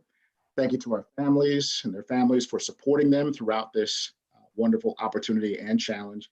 And to our community, each and every one of you who are here virtually, providing the much needed support and the services as we continue to work through these challenges together. So my final message is for all of us to stay positive, to stay curious, to stay healthy, and to stay safe. I know we will get through this together. President Hamada, that concludes my report this evening. Thank you, Dr. Watts. May I ask some questions? I'm having difficulty getting things answered via email, so I have some questions on all the things you discussed. We've had a lot of citizens asking about the IT and the troubleshooting and the length of time it's taking for some people. You know, they got their devices, but it didn't work, and then they're not able to get anyone to help them in IT until maybe later this month. So what's being done to address that? So I know that we've been discussing that plan. I don't have the specific updates about how we're going to be addressing it in a different way. Our goal is to make sure with our staffing that we'll provide the support during that time frame. But what I can do, and I think I've shared with you, I'll be more than happy to speak with you to answer those questions that you're seeking. I don't have that specific answer for you now, but I will certainly be able to get that for you. Okay, I've asked these questions April 6th, April 13th, and April 17th. So I'm just trying to take this opportunity to get these answers. So you said hotspots while supplies last. How many hotspots did we have? Again, Director Bettinger, with those questions, and I do appreciate that. As far as the numbers, I don't have those data in front of me. Okay. I'd be happy to speak with you, certainly offline and what have you, and we can discuss those questions as soon as you're available. Okay, I've been available, and I tried to call you several times, and we got our meeting. You know and what those options are. Thank you, Ms. And this is an open public meeting, Absolutely. and these are questions that I've asked several times, and so they're not new, and they're not Thank a you. surprise. And I've made every attempt to ask these questions, and I represent the constituents of this district, and they are Thank you. asking these questions, and I, as my duty as a board director, I'm asking these questions too. Thank you, Director Bettinger. So- do you have any other questions for me? Yes, I have many. Thank you. And it would have been probably more efficient to handle these if you had answered my emails. So here we go. Inclusive education, I'm hearing reports. I just want to know how we're meeting the needs of our students with IEPs, and especially our out-of-district placement students. What is happening? How are we assisting those students that are in out-of-district placements? Those are excellent questions, and certainly given the opportunity that you and I can have to speak to these voice to voice, I'll be happy to respond to you. I cannot give you that information about specific IEP decisions that are made or responses to specific students. And then another question I had was about grading. The board was not involved at all in the decisions on grading, and some constituents have been asking. So I'm just wondering, did you reach out to any members of the community or students in particular in regards to the decisions on grading? There was a cross community as well as a comprehensive discussion that included staff, teachers, included community members, including individuals who are on this call as we speak, because we cannot make any decisions that are based on mandatory subjects of bargaining without those discussions. And I think I shared, if I didn't, I'll make sure I'm very clear. The goal is not to not allow or not engage with the board. As I shared with you, the goal is that we have so many decisions that need to be made, right? And some that are fairly complex. It would take much more time if we brought each decision point to the attention of our board. Our goal is to make sure that we give you the plan, the plan that ensures that our students are going to continue learning, especially in these challenging times. Right. Well, we passed Resolution 1583 on April 6th, and that requires the superintendent to consult with the board as feasible and appropriate and timely report. And so, as I said, I'm taking this opportunity because it's very difficult to get you on the phone, and it's very difficult to get these questions answered. And it's important to my constituents, and I think it's important to the community at large that loves on these children and wants to make sure that what's happening for these kids. And one other thing that I have about our students and inclusive ed and equity is there's been several community members who have expressed concerns that we've only been reaching out to people via digital methods. And I heard you say about the percentage of students that have at least smartphone access, which is good. But the concern is that some communities, they need paper-based communication. And so I just want to make sure that, is anything like that happening for our students? Absolutely. Part of our plan, a continuous plan, and I think I shared earlier that there is paper packets that have been supporting, particularly our elementary school learners.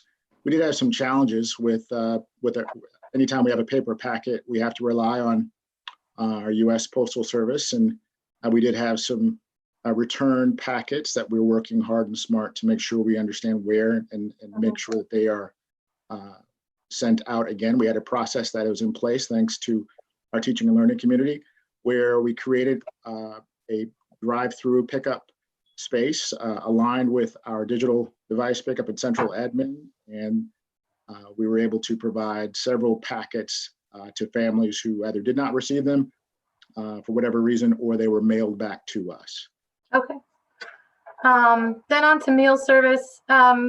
This has been a very hot topic. The basic Maslow's hierarchy of need. It's a basic need. And so I had several constituents today after the call for volunteers went out, reach out and ask why we're calling for volunteers, as I've had PTA members say that they're delivering over 500 meals. So just the question was raised, why the call for volunteers?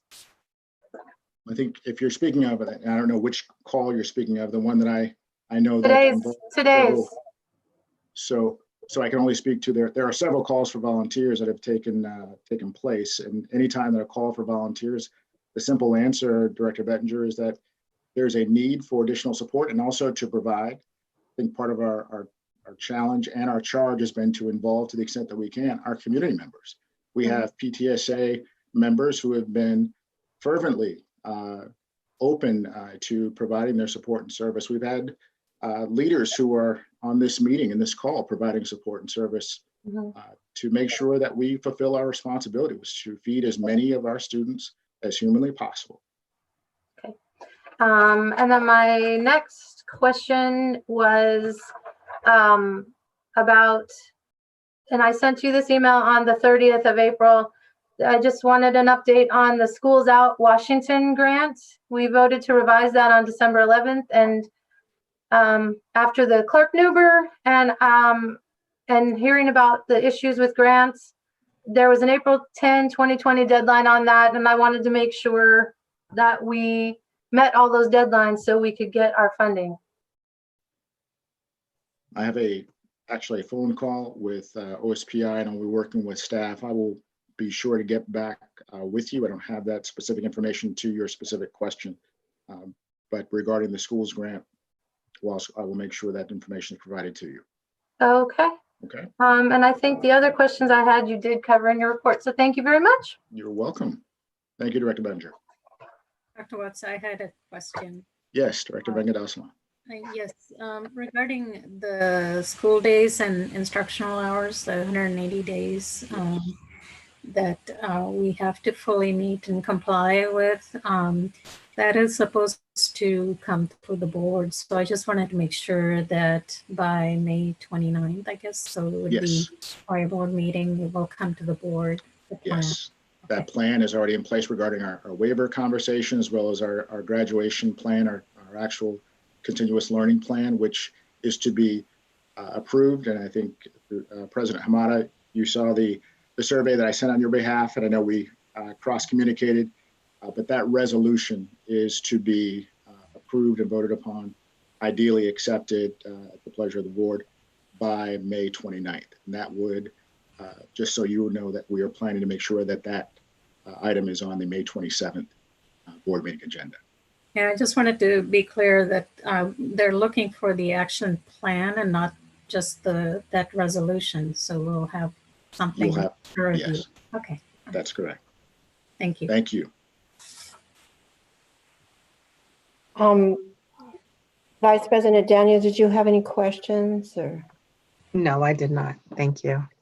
I have a couple just quick clarifications. First of all, I want to say 352,422, if I got it right, and some number of meals served is just an overwhelming figure to me. And I just want to thank our nutrition staff and all our PTA volunteers and volunteers out there that are making that happen. That just is an incredible amount. And when you said we're not in the food service business, oh boy, I think we're in the food service. Oh, we are. Yeah. Our core business is teaching and learning, but we do serve more meals in most restaurants, right? Yeah. Whether we like it or not, we're in the food service business. Yes. And I have a quick question because some of the parents had written about some of the milk problems that they were spoiled or something. Did we get to an answer on that? No. Yes, I appreciate that. Just know that given our meals and the way in which they are served, we have the milk dates. I think that was the question. While they're not spoiled, know that we're receiving those same milk items that are dated, just as if we were serving students in a brick and mortar. And so we are doing our very best to see if we can get those dates changed, not changed, but to get product that will last longer, because we weren't necessarily prepared early on for milk to be provided and for a week or 2 weeks storage. But just know that what we're still working with at Smith Brothers right now. We've not received any updated information, but that is a concern, certainly. But that is the rationale, just so you're aware.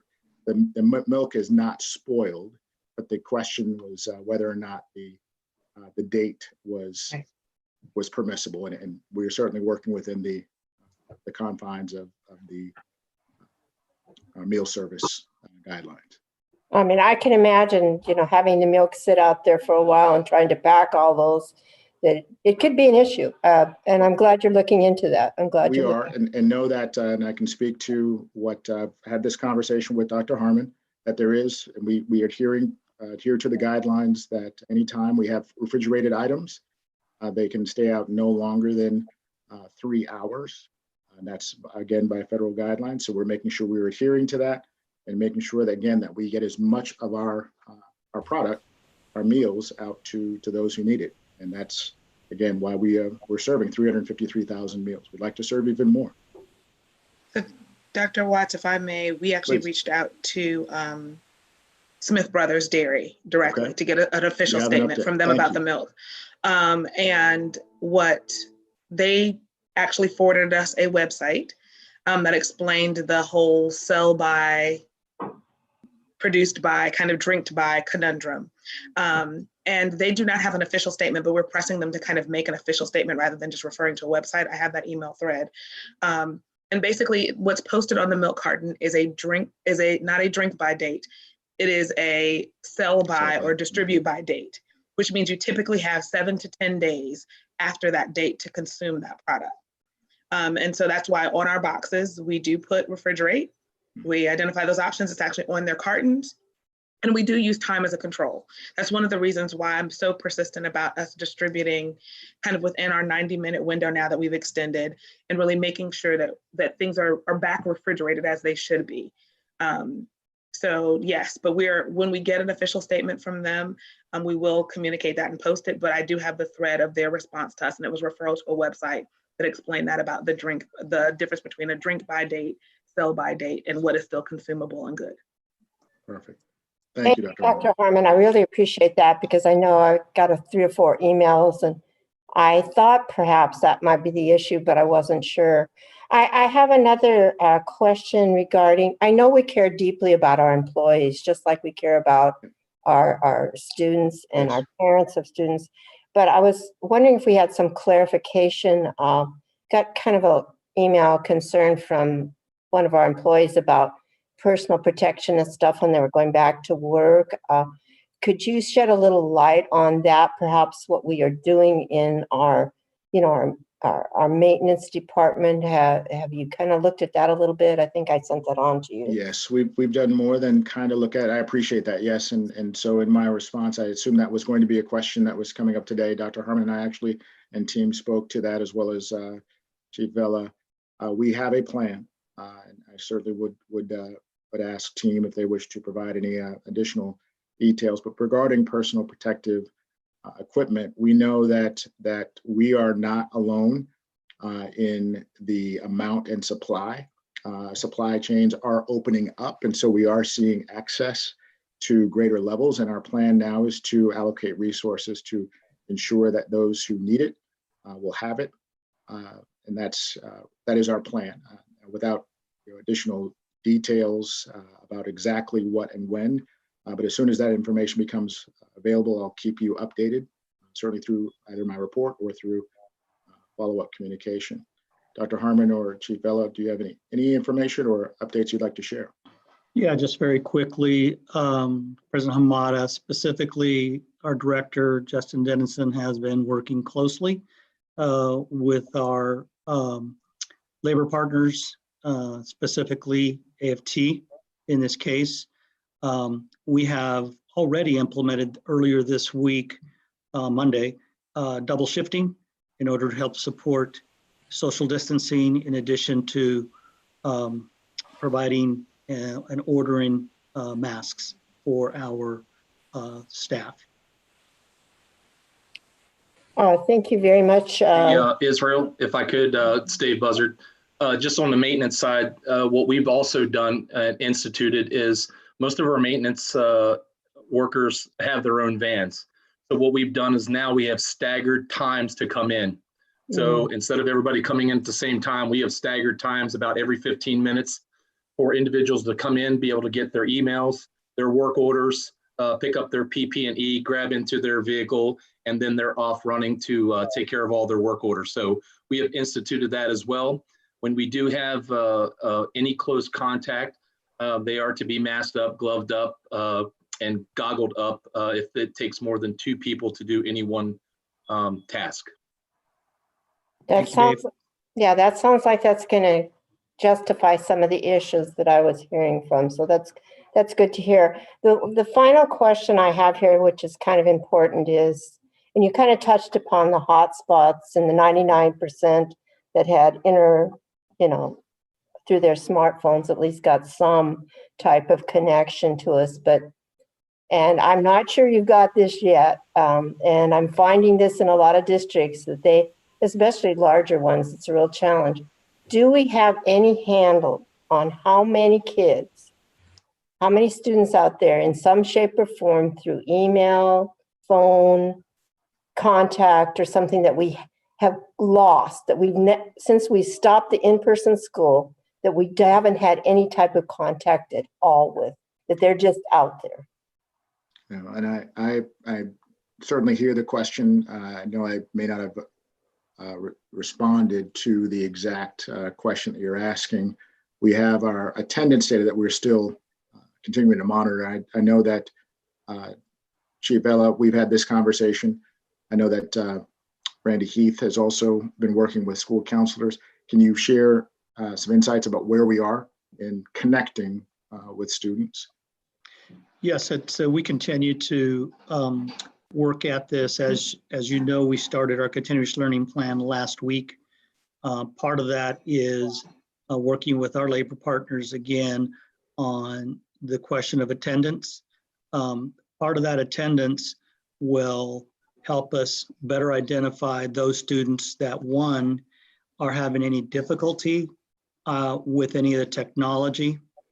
And then the second would be any of those students that we've not engaged with follow-up and continuation from our staff, building staff, in order to make communication almost like a wellness type of a check. So those are the two key things that our attendance, which is aligned with our continuous learning plan, hopes to gain in terms of data. And we're day 8 now into it. And so we're looking forward to what the data will tell us toward the end of this week. Thank you, Mr. Vela. I appreciate that. You're welcome. I have one suggestion that I'll just throw that where everybody's still tuned in at the first of the meeting.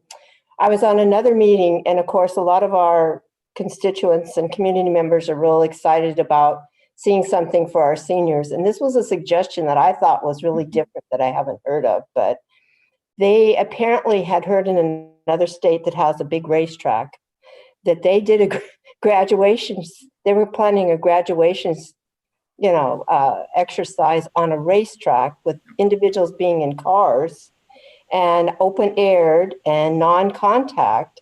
And we do have Pacific Raceways out here from my house. I can still hear it.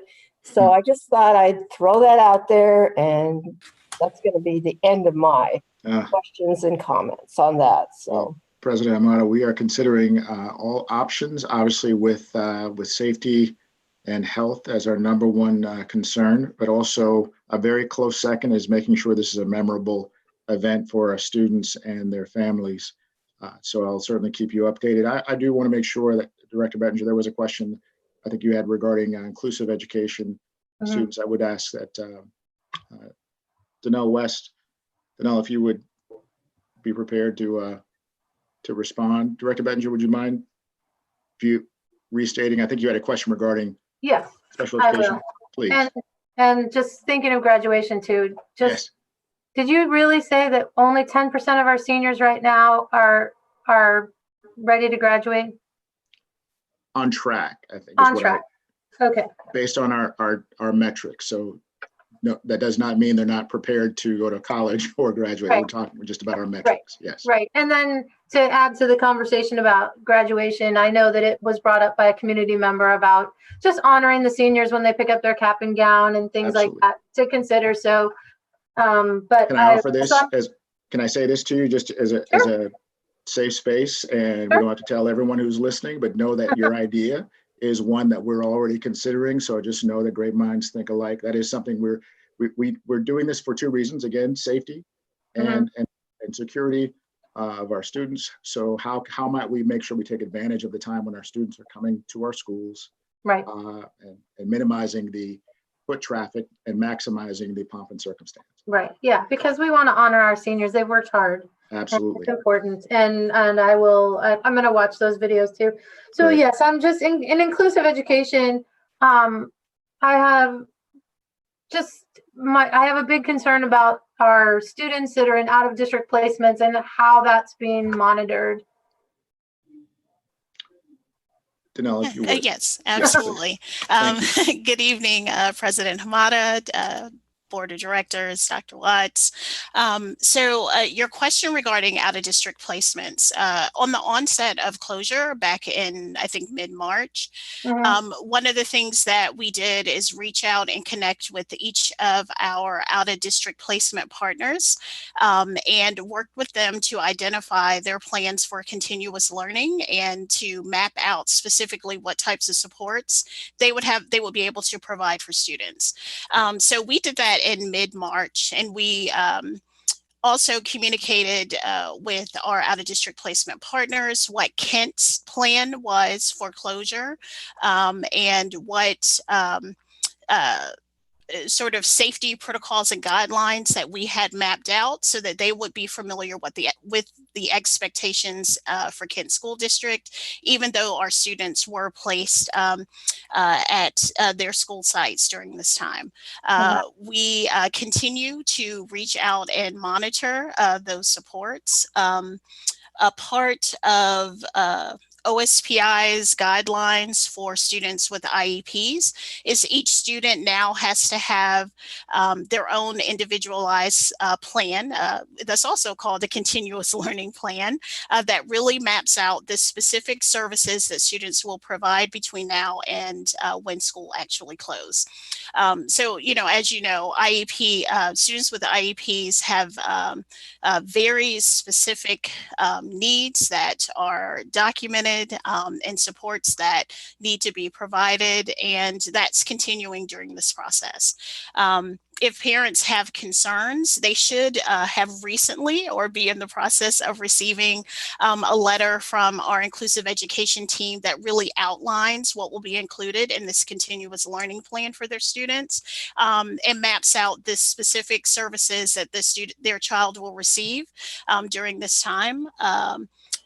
Each of our teachers are also maintaining a log of support that's provided because all of the information and services that's happening now, we know it doesn't replace the services that our teachers can provide in a face-to-face setting. So we want to be clear what services we are able to provide and how we're supporting students now, and then think about what that sort of additional support or supplemental supports we need to provide later as a result.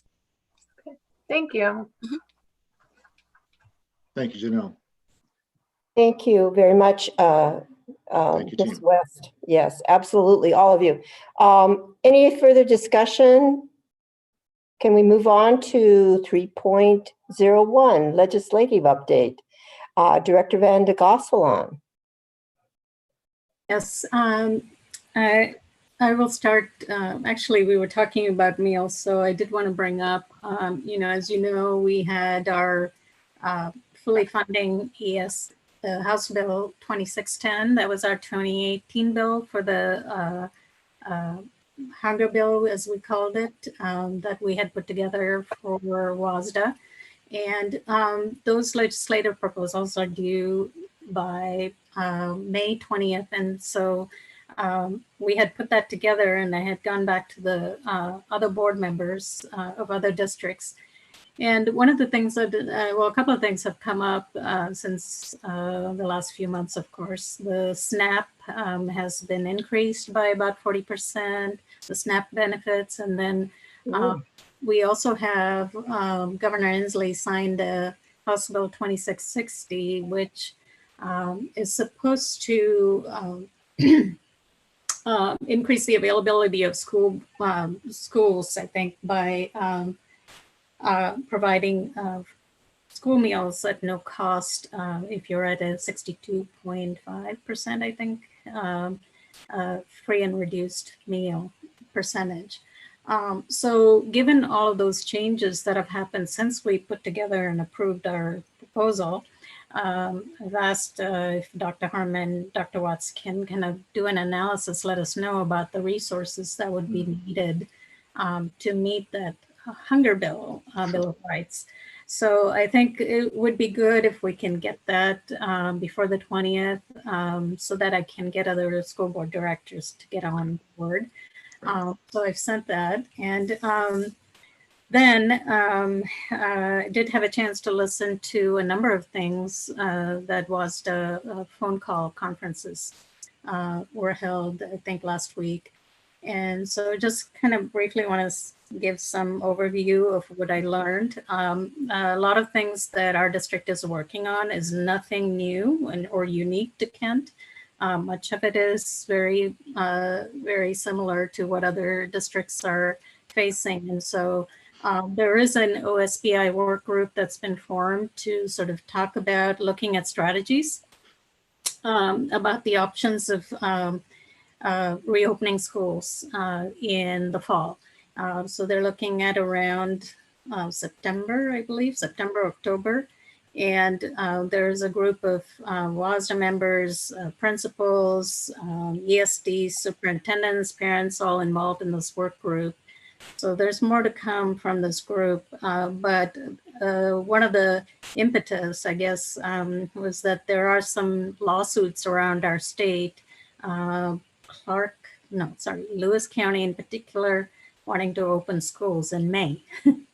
So no one thinks that that's going to happen, but there's a discussion about exactly when to reopen and how that will play out with these small technical groups coming together and sort of developing plans.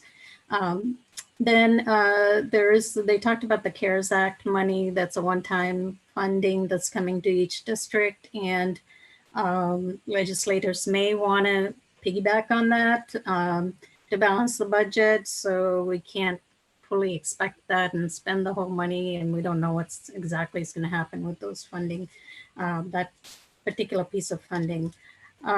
They talked about the safe start of the Washington plan, the phased approach, which really doesn't apply to K through 12. The OSBI is asking specifically about what does the phased-in approach mean to school districts. So they still haven't come up with that. And how does the phase 3 of 50 or more folks, coming together, how does that affect graduation? So there's a lot of question marks about that.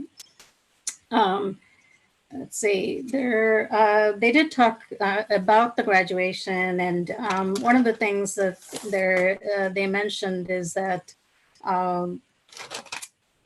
the car drive-in concept that's out there, it's very difficult to stick to a plan where no one gets out of the car. And so one of the concerns school districts have is the liability if it's done on campus. If it's done off campus, they could still be, the district might not be liable, but it's very difficult for a district to coordinate with outside groups on something like that. So there's a lot of questions that every school district is battling with. The drive-in graduation ceremony, if it happens off campus, they can't get out of cars, but they're working, OSBI is working with the governor to get a definitive plan that, they just want to know, OSBI wants to know what is it that our school districts can do and can't do. Some guidance from the governor. So every school district is battling this issue. I know some have taken some initiatives, and I think it would be good for us to look into that, but we don't have any definitive answers from the governor. And then in terms of our proclamation, of course, everybody knows that it's been extended to May 31st. And so the meetings, virtual meetings and the telephonic, all those things continue. And it is really important to note that we're only having meetings that are necessary or routine, but also they defined controversial things that could come up. And it hasn't been really defined what controversial is, but we could have a meeting for something that we deem as controversial. So we need to be careful about work sessions and things that are not related to what is necessary and routine. Then with the grading, we have submitted our gradings, and so there are about 130 districts that have, and it is on a spreadsheet, how we are going to do that grading. It's going to be continually updated. they are saying that that the standards on each content area, we still have to choose that. So what learning standards are we going to choose, 2, 3, 4 in each content area? So that's defined by the district, and I imagine that's all part of the process of the plan that we're coming up with. And then career connected learning, they did talk about, they launched the Career Connected at Home website, and there's a handout. And every week they have special programs that they put out, like Building Washington was one for this week.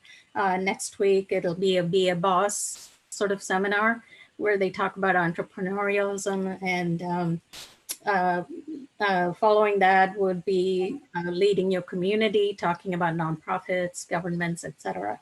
So that website is up and running. And then there was also a big question about how our districts are handling the incomplete part of the grading process. As you know, we put through the ABC or incomplete. And what does that mean, incompletes?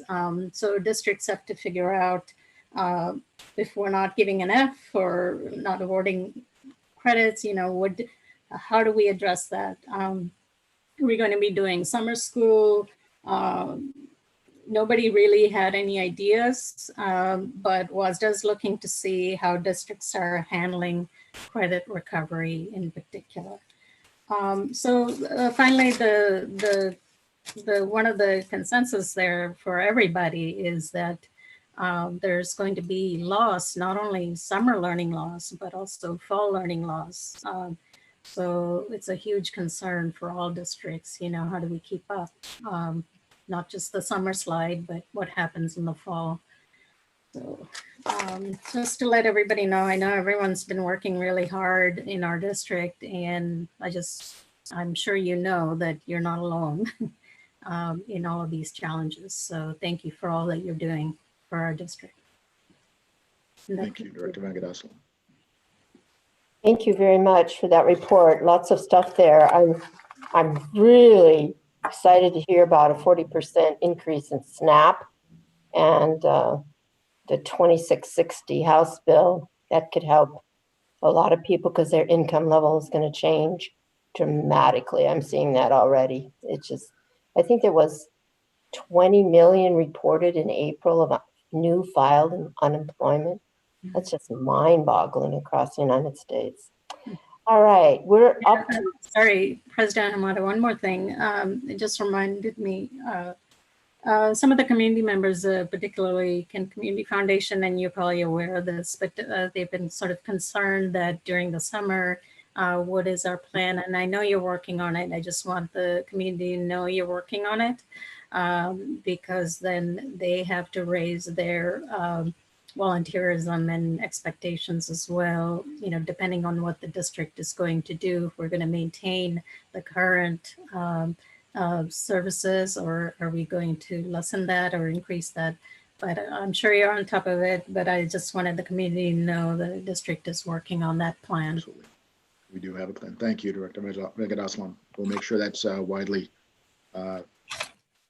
dispersed and that information is shared. Thank you.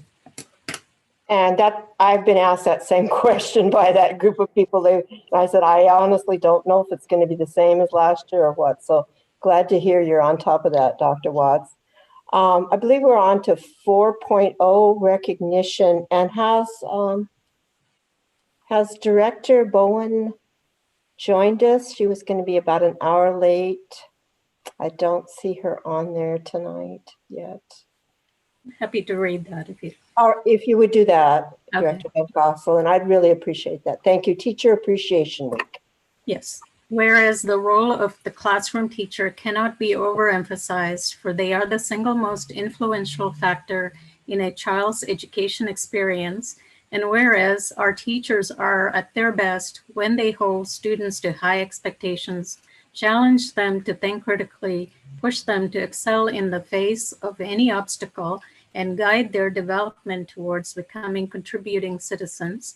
And whereas under the expert direction of our teachers, classrooms throughout Kent School District are places where students are given the opportunity to display creativity and imagination and development of passion for learning that will last a lifetime. And whereas excellent teaching is a labor of love and our dedicated professionals often use their own resources and work long hours to enhance and enrich the daily learning experiences of their students with innovative and individualized lessons.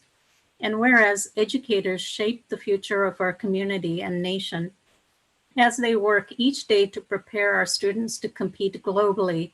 And whereas the value of our talented, committed, tireless, and inspirational teachers is without measure, now therefore be it resolved, the Kent School District Board of Directors hereby proclaims May 4th through the 8th, 2020 Teacher Appreciation Week in Kent School District and urges all citizens to pay tribute to our public school teachers.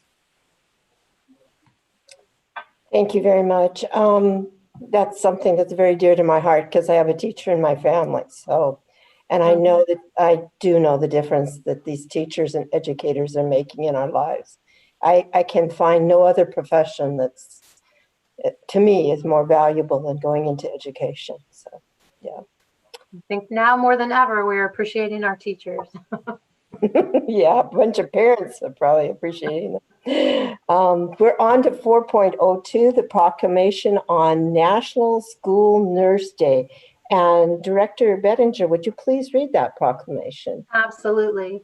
Whereas all students have a right to have their health needs safely met while in the school setting, and whereas children today face more complex and life-threatening health problems requiring care in school, and whereas school nurses are professional nurses that advance the well-being, academic success, and lifelong achievements of all students by providing a critical safety net for our nation's most fragile children, and whereas school nurses act as a liaison to the school community, parents, and healthcare providers on behalf of children's health, and whereas school nurses support the health and educational success of children and youth by developing and providing programs and leadership, and whereas school nurses understand the link between health and learning and are in a position to make a positive difference for children every day, now therefore be it resolved, the Kent School District Board of Directors hereby proclaims May 6, 2020 National School Nurse Day in Kent School District and urges all citizens to join in this observance.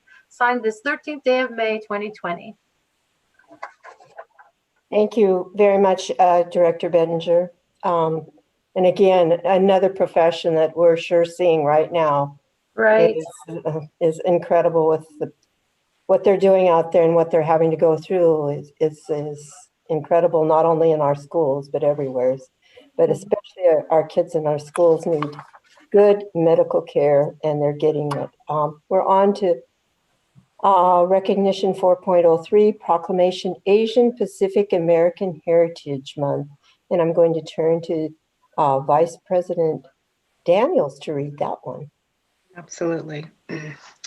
Whereas Congress passed a law in May 1990 to designate the month of May as Asian Pacific American Heritage Month, calling on the people of the United States, especially the educational community, to observe the month with appropriate ceremonies, programs, and activities. And whereas Asian and Pacific Islander Americans have distinguished themselves in the arts, literature, and sports, and have made contributions in science, medicine, and technology that enrich our nation. And whereas Asian and Pacific Islander Americans have lived and worked in Washington State for over 150 years and have contributed to the rich cultural heritage of this state. And whereas the diverse Asian Pacific Islander American population in Washington State numbers more than 674,000 and represents more than 11 Asian and 7 Pacific Island nations. And whereas Asian Pacific American Heritage Month provides an opportunity to educate the public on the role Asian and Pacific Islanders have played in American history. Now therefore be it resolved that the Board of Directors of the Kent School District proclaims the month of May as Asian Pacific American Heritage Month. Signed this 13th day of May, 2020. Thank you very much, Vice President Daniels. Now we're on to, I believe, Ms. Halley. Do you have any comments that need to go along with the agenda? President Venkatasalam, we have one comment, and that will be read at 7.01. That's President Hamada. Oh, what did I say? It My apologies. It all works. Thank all right. you, Ms. Holly. Thank you very much. All right. We're on to 5.0 Board of Directors discussion and approval. And 5.01 Resolution 1585 final acceptance of Covington Elementary replacement. Discussion. Excuse me, we need a motion, forgive me. I'll move to approve agenda item 5.01, resolution number 1585, final acceptance of Covington Elementary replacement. I second. It has been moved and seconded that resolution number 1585, final acceptance of the Covington Elementary replacement, be adopted. All those in favor? Discussion. There we go. There I go, forgetting again. Discussion on this one. Anybody have any discussion? No. Seeing none. Okay. All right. All those in favor signify by raising your right hand and saying aye. Aye. Aye. Those opposed signify by raising your right hand and saying nay. The motion carries. Okay. 5.02, and welcome, Director Bowen. Good to see you. Hello, it's nice to see everybody. Glad to see you're here. All right, 5.02, resolution number 1586, extension of 2019-2020 debt service fund budget. I will entertain a motion. I move that we approve resolution number 1586, extension of 2019-2020 debt service fund budget. I'll second. It has been moved and seconded that resolution number 1586, extension of 2019-2020 debt service fund budget, be adopted. All those in favor signify by raising the right. Oh, sorry. I do have a question. Thank you. Mr. Eric here. Yes. Just to clarify, this came up last year around this time, right? Or this was just the vote that you were talking about that you didn't maybe do last year, and Correct. And so this is what we were talking about before. Yes, it is. Okay, that's all I needed. Any other discussion?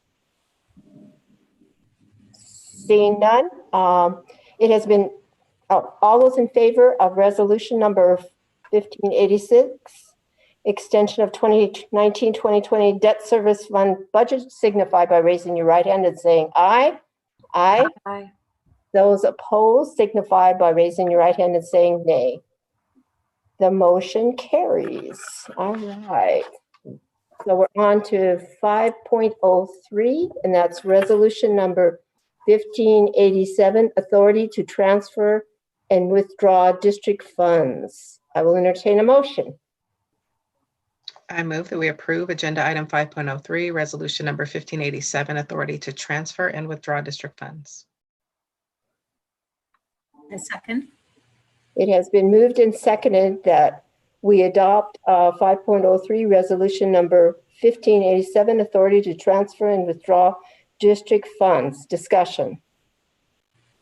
I had a question on this because I could only find anything in BoardDocs back to 2011, and then Dr. Harmon mentioned that it was adopted in June 2016. So everyone on the document from 2016 when this was approved is no longer here. So what has been happening for the last 4 years?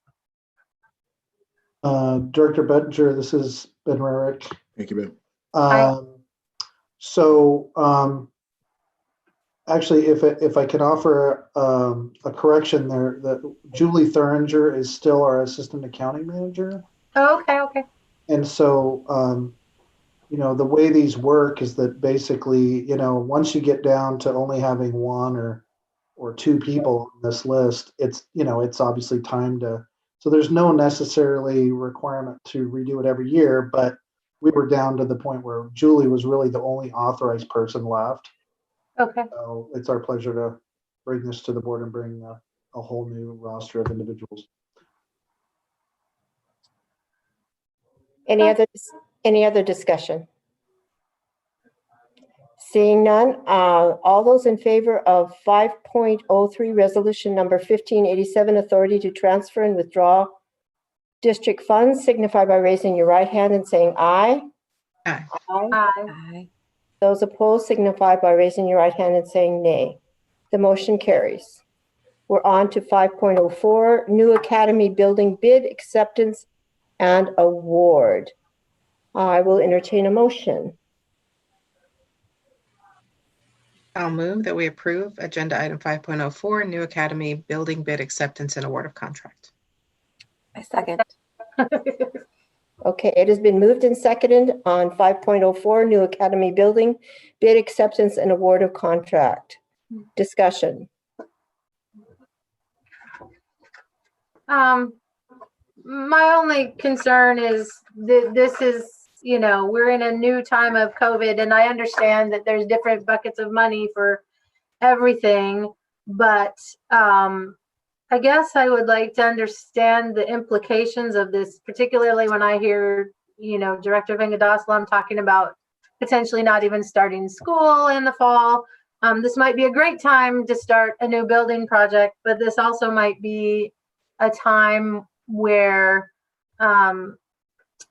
has consideration been given to spending the money now, given the current circumstances in the world and being fiscally responsible?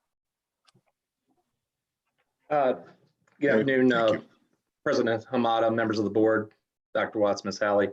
Yes, this is a very unique project. When we first took the site that was Kent Mountain View Academy and put them in with KPA or Kent Phoenix Academy, now we need a building that's going to house both of these and not within a piece of parcel that we have that on our long range planning could possibly be used back as a middle school. The previous board had changed the first project that was 20 classrooms, and we actually, I know Director Vengadaslam was very engaged with this one, along with Karen DeBuehler, about where can we put these people in case these students in case we have to do our long range plan. So we decided to move these funds over. Yes, I do think that although in a time of the pandemic and where we still are, I can tell you, Director Benninger, we in capital planning have not stopped building one day. Every single one of our projects has kept going. We have not had a stoppage in work. And yes, this will pass at some time. I mean, I'm very hopeful that this will pass. And when this does pass, not only will we have a new Valley Elementary School, but we will have a new academy facility that we can call our own and bring something new, light, and fantastic to our community. And this is a question that may or may not be able to be answered, but we discussed at the last board meeting that we'd had lowered attendance. Is that continuing, Mr. Rarick? So I think as I may have mentioned to the board earlier, but just to reaffirm, the state is actually not taking like traditional enrollment counts for these COVID months. Okay. So they are using like an extrapolation method based on our last real counts, which I believe is February, and using a percentage basis for March, April, May, June in the same proportion as would have been the case last year. So there's natural fluctuation throughout the spring, and they're just assuming that there would be a similar amount of natural fluctuation.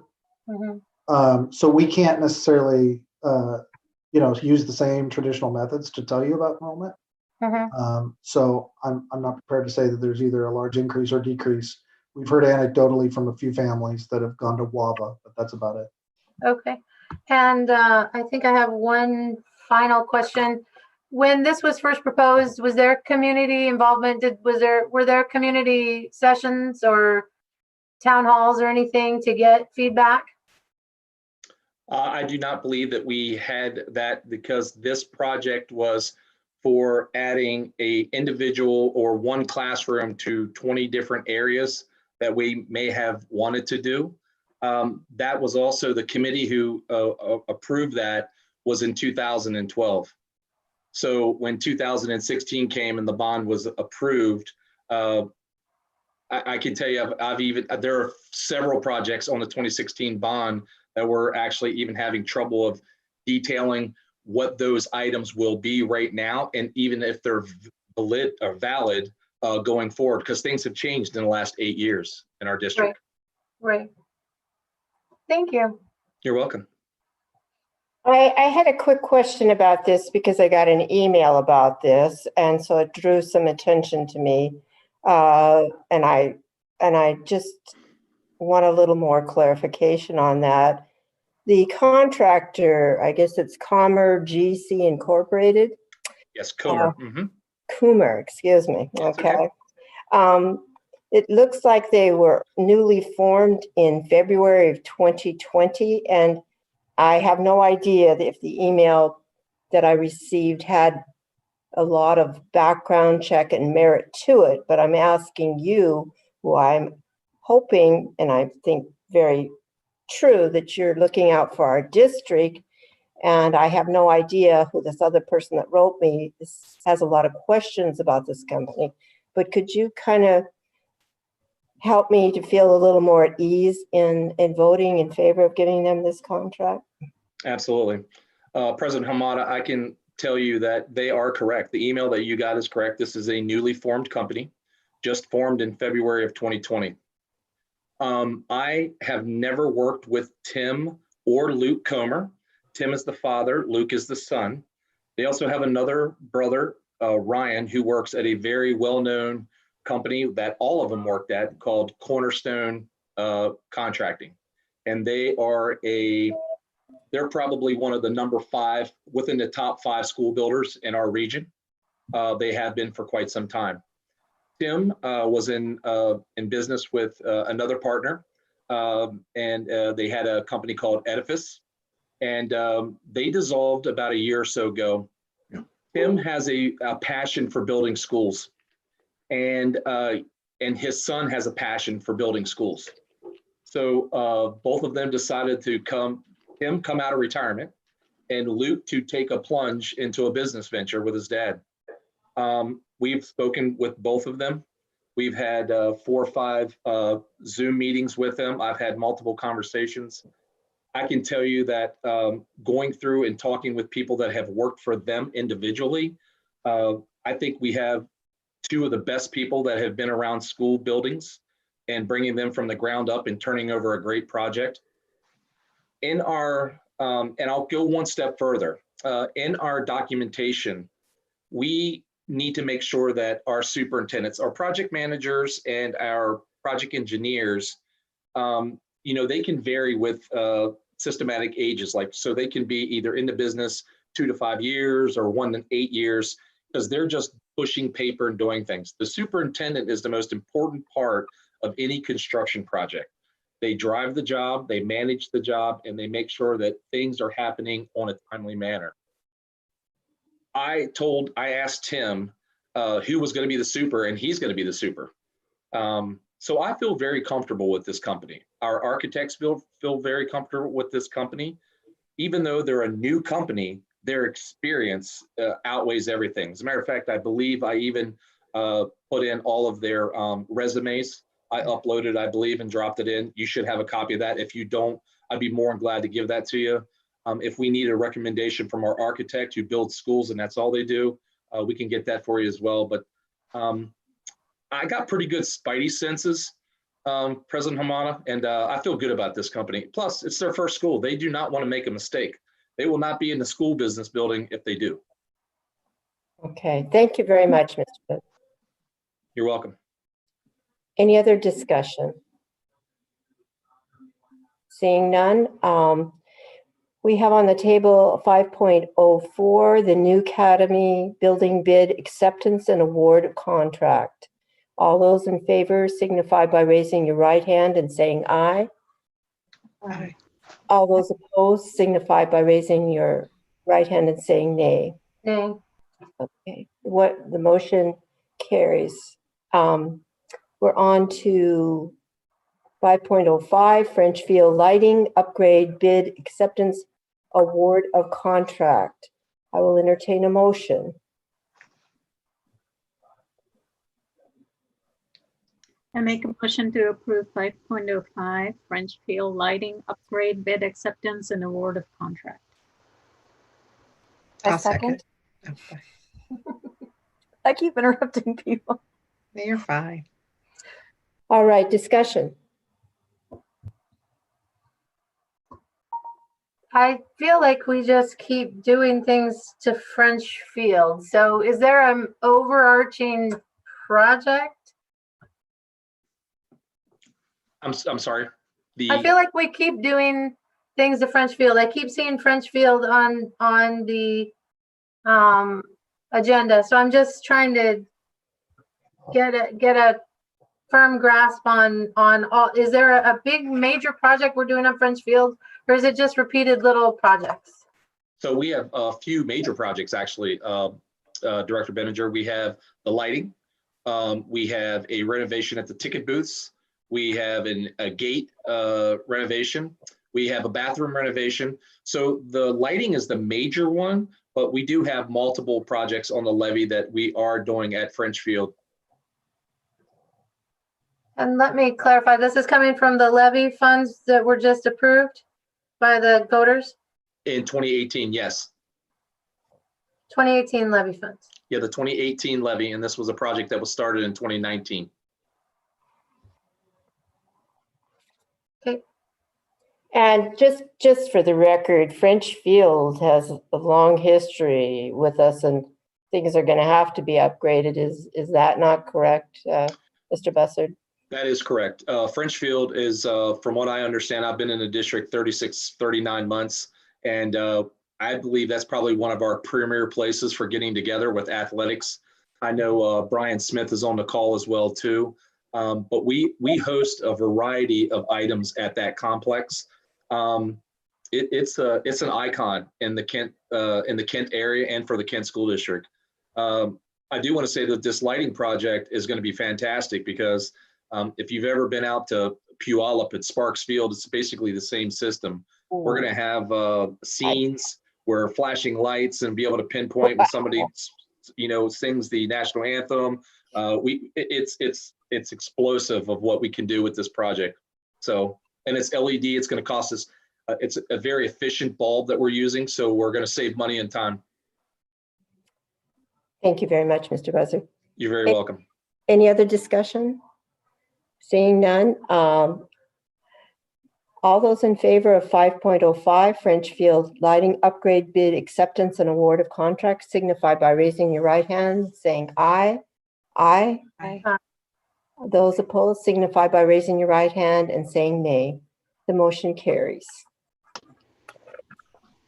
We are now up to 5.06 Lake Young's Elementary Boiler Replacement Bid Acceptance and Award of Contract. I will entertain a motion. So I will move that we approve agenda item 5.06, Lake Young's Elementary Boiler Replacement Bid Acceptance and Award of Contract.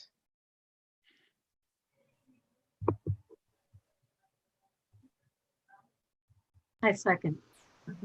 It has been moved and seconded that 5.06 Lake Young's Elementary Boiler Replacement Bid Acceptance and Award of Contract. Discussion.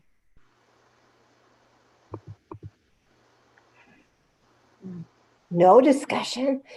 Okay. All those in favor of 5.06 Lake Young Elementary Boiler Replacement Bid Acceptance and Award of Contract signify by raising your right hand and saying aye. Aye. Aye. Those opposed signify by raising your right hand and saying nay. The motion carries. We're up to 5.07. Thank you. You're welcome. I'm excited to see that light show. And the one, yes. So I want to get, if I could, one thing with the Lake Young's boiler. Thank you for approving that. This project was actually brought up a year. It wasn't supposed to be done until next year. This thing has been leaking for a long time. We've repaired it 2 or 3 times. So we're glad that the board could approve this moving up a year, and we can get this thing fixed and replaced permanently. Right. And so thank you. That also cuts costs, doesn't it, eventually? It does. It does. So thank you. Yeah, good to see that. Okay, thank you, Mr. Buzzard. We're on to 5.07, purchase Bluebird electric school buses. I'll entertain a motion. I move that we approve the purchase of Bluebird electric school buses. I will second. It has been moved and seconded that 5.07 purchase Bluebird electric school buses. Discussion. So I did, again, in the interest of open public meeting, I asked some questions about this, and it's a similar question to one I asked earlier, is based on the current COVID-19 situation and the expenditure of money and funds. We just, at the last board meeting, had to transfer, I think it was $300,000 to finish out a grant on other buses. And so this is a grant that comes with a lot of expenditure from the district. So I did ask about, the costs that will cost to terminate the agreement. And the answer was there would be no cost to cancel that. And then I asked about the cost of the charging stations because I hadn't seen that in the original. And the cost of the charging stations was built in. So it was about 98,000, a little under. Cost in electricity per year to run an electric school bus is about $2,184. And I just wanted to know the cost benefit analysis of running our newer diesel or natural gas buses per year versus the cost per year of running an electric bus. So the diesel is the most expensive, the electric is the second most expensive, and the CNG buses are the least expensive to run. So it was just, again, a concern, financial concern, budgetary concern, being prudent with our money, and a concern that we just had to transfer some money because of a cash flow to finish out the last grant. This is Justin Dennison. I could speak to the cash flow. I worked with Ben Rurick and his team in finance to discuss the cash flow. If we do make this purchase, we will stipulate that that we get the delivery of the electric buses in the next fiscal year. And in August 31st of 2020, we get a new allocation from the state for our depreciation funds, which will be over $1 million. And so we've taken the cash flow into account for this purchase, time it so that we're going to be okay.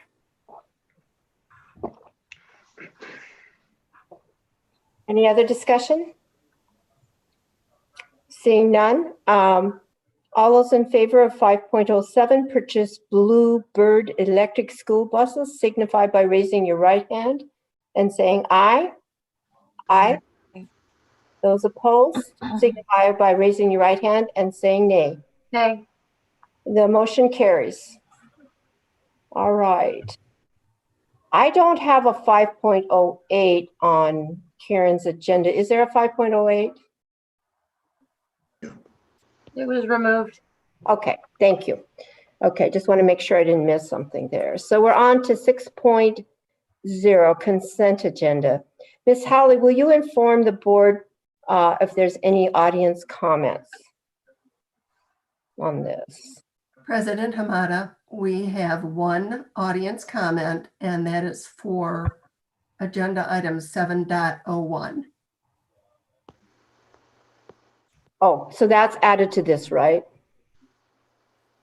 At 7.01, I will read that comment. Okay, so then we want to, so on here is 6.01, 6.02, 6.04, 6.05, 6.06, 6.07, 6.08, and 6.09, and 6.10, and added 7.01, right? No, Yeah. 7.01 is on the agenda. Information. It's informational. Okay. All right, thank you. I need to clarify. Does anybody want to pull anything from this consent agenda for discussion? I just want to pull 6.04. 6.04 has been pulled. Anything else? No. Do we need to have a motion on approving the rest of them?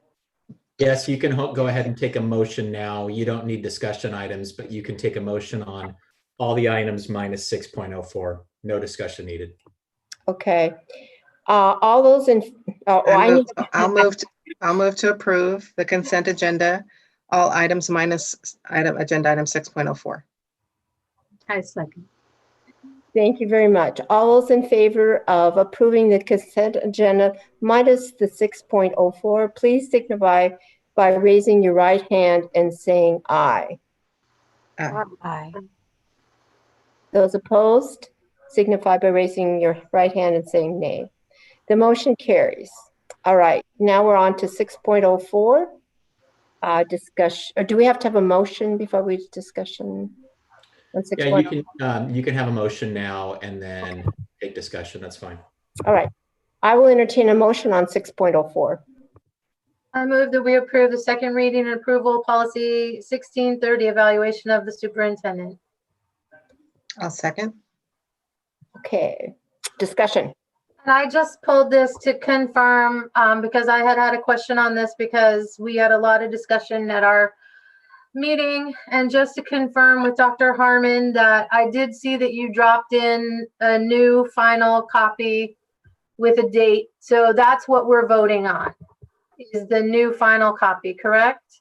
Yes, please. I responded that just in the transmission of the day, that particular piece got missed. And I also responded, we typically record these, and that was also a complication that just didn't happen. They're usually video recorded. And so for transparency's sake, we didn't remove the other version. We just left it and then put a new version on as the version that you will be adopting. So that just kind of closes all the loops. So that's why it's there. Yeah, I just wanted to confirm. Thank you very much. Yeah, it was a long day, so. Any other discussion? Okay, so we're now moving. We have to vote. Yeah, we're going to adopt 6.04. We have a motion for the second reading and approval policy 1630, evaluation of the superintendent. All those in favor signify by raising your right hand. Aye. Aye. Those opposed signify by raising your right hand and saying nay. The motion carries. Okay. All right. Okay. Okay, we're on to 7.0, informational and March 2020 financial statement. Who is giving that? President Hamada, we have one audience comment from Ken Smith, and it says, 2 items related to the financial statement and the associated board policies and procedures, 6001, 6001P, and 6002. On page 9 of the financial report, the balance sheet has a large amount in the assigned fund balance for the general fund of over $9 million. Policy 6002 formally defines assigned as represents those amounts that are intended by the school district to be used for specific purposes, but are neither restricted nor committed. Included in this portion of the fund balance can be reservations to cover contingencies such as unanticipated changes in tax and spending policies of the federal and state governments, court decisions, financial impacts of labor agreements, natural disasters, unexpected or emergency capital expenditures, and special projects. These amounts are determined by management and approved by the superintendent. I raised this question at the February 26, 2020 board meeting during agenda item 4.01, and I have not heard or seen a reply, nor the board asking for clarification. These amounts would normally be listed in an internal schedule or spreadsheet with the formal initials or signature indicating the superintendent's approval. He provided a YouTube link. Can the board please inquire of the superintendent as to the components of the over $9 million assigned fund balance? Number 2, board policy 6001 and 6001P require that the superintendent administer the operating budget, and in 6001P, section 2.3.3 requires the finance department shall maintain an internal audit function to monitor compliance with district policies and procedures, including budget monitoring, and to provide assistance as necessary.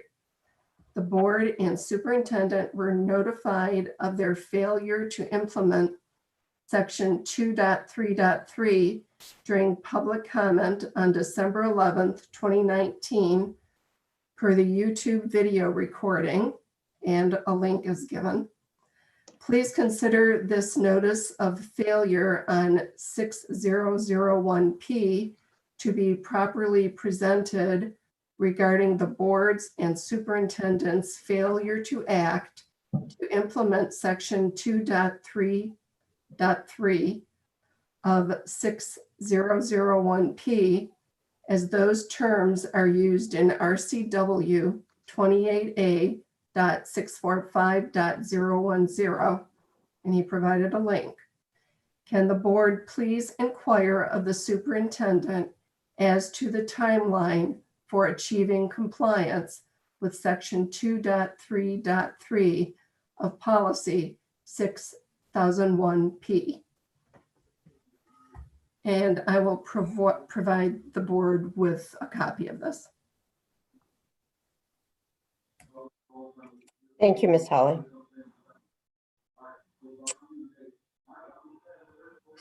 So I do have questions on our financial report, and it's regarding budgeting.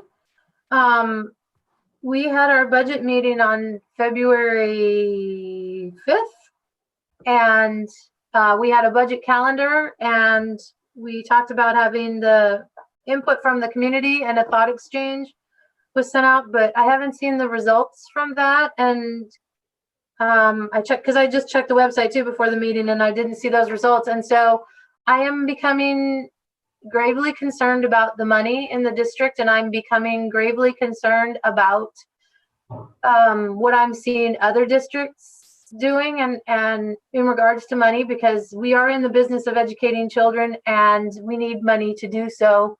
And our job, as I see it, is to be good stewards, and as law outlines, being good stewards of our constituents' tax dollars. So I'm just wondering when we're going to be doing that budgeting work. Is that happening? And I just don't know. So I am concerned about that. And these questions that were raised are pretty good questions. The $9 million assigned fund balance, and the compliance with section 2.3.3. I asked that at the Clark Nuber conference too, and didn't get an answer. So I do have questions about what's going on with our budget, and I want to make sure that we have enough money to provide a solid education for all these precious children we have. And I'm starting to get very concerned as I see what's going on around the nation. And I think it's important that we're up to date on that process. President Hamada, members of the board, Dr. Watts, Ms. Howley. Thank you. I can provide some specific and some general response to quite a few of those. I'll start with, so budgeting is always happening. We ramp up in the spring, well, I should say late winter, in January, with the preparations for the next fiscal year's budgeting formal process. And so we are still developing. We have not made final decisions with our budget. I believe that was part of the conversation with Dr. Watts, saying there was a poll out to schedule some work sessions with our board to have some additional conversations about our budget. Obviously, with COVID happening, our realities are different and still ever changing. I agree, Ben and I and Executive Cabinet have been talking about not just what the nation is experiencing, but similar to what Director Vengadaslam shared with what's happening legislatively around all of those costs and expenses with opening in the fall. And yes, we are aware of what some of our colleagues are doing or thinking about doing in their considerations as well. So yes, having lived through 2016, 2017, and 2018 in Kent School District, have no intentions of reliving any of that or setting this organization up for reliving that. If I can do anything to help that, and that's part of my job. So we are planning to have a sustainability model. That's always been our goal through all of this, was to have a sustainable fiscal standing.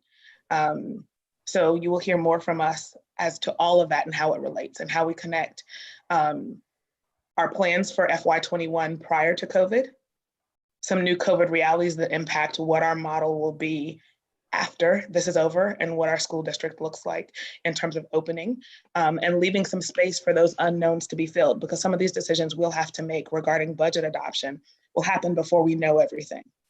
But yes, so just know it is happening, but we have not finalized anything without the board's awareness or input.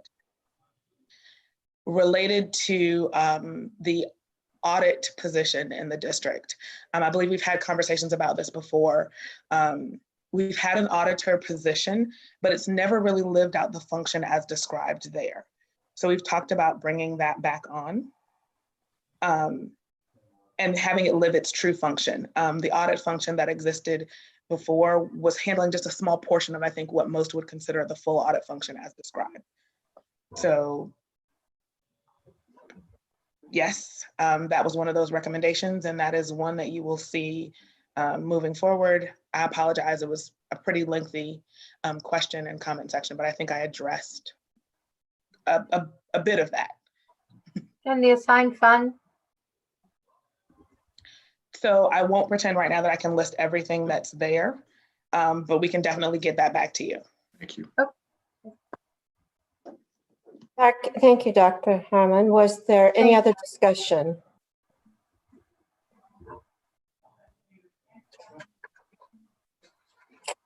All right, so we have pretty much covered March 2020 financial statement. Is that correct? Is there anything else on that? All right, moving on to 8.0 communication. Ms. Howley, do we have any more comments or questions from our audience? No, President Hamada, we do not. Thank you, Ms. Howley. Now we're on to board reports and discussion. And let's start with Director Bowen. Hello, everybody. Wow, I have to say, I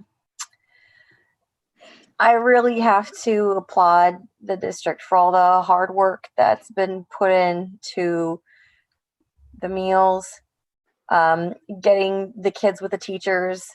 My two youngest are in elementary school, and just all of the time and planning and just, I'm sure, stress that is going into all those, having to learn how to teach over Zoom. I'm sure it's got to be hard, kindergartners just popping off everywhere. Look at me, look at me. It's cute to watch, but I mean, these teachers are putting a lot of their times into learning something new on top of taking care of their families, and my hat goes off to them.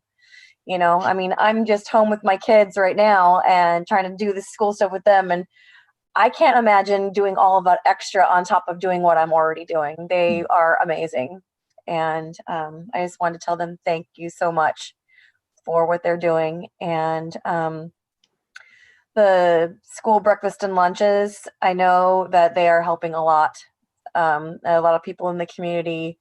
And I'm really glad that we are able to provide that service and have some extra sites also to help feed kids, because I'll tell you what, they are eating up a storm in the houses.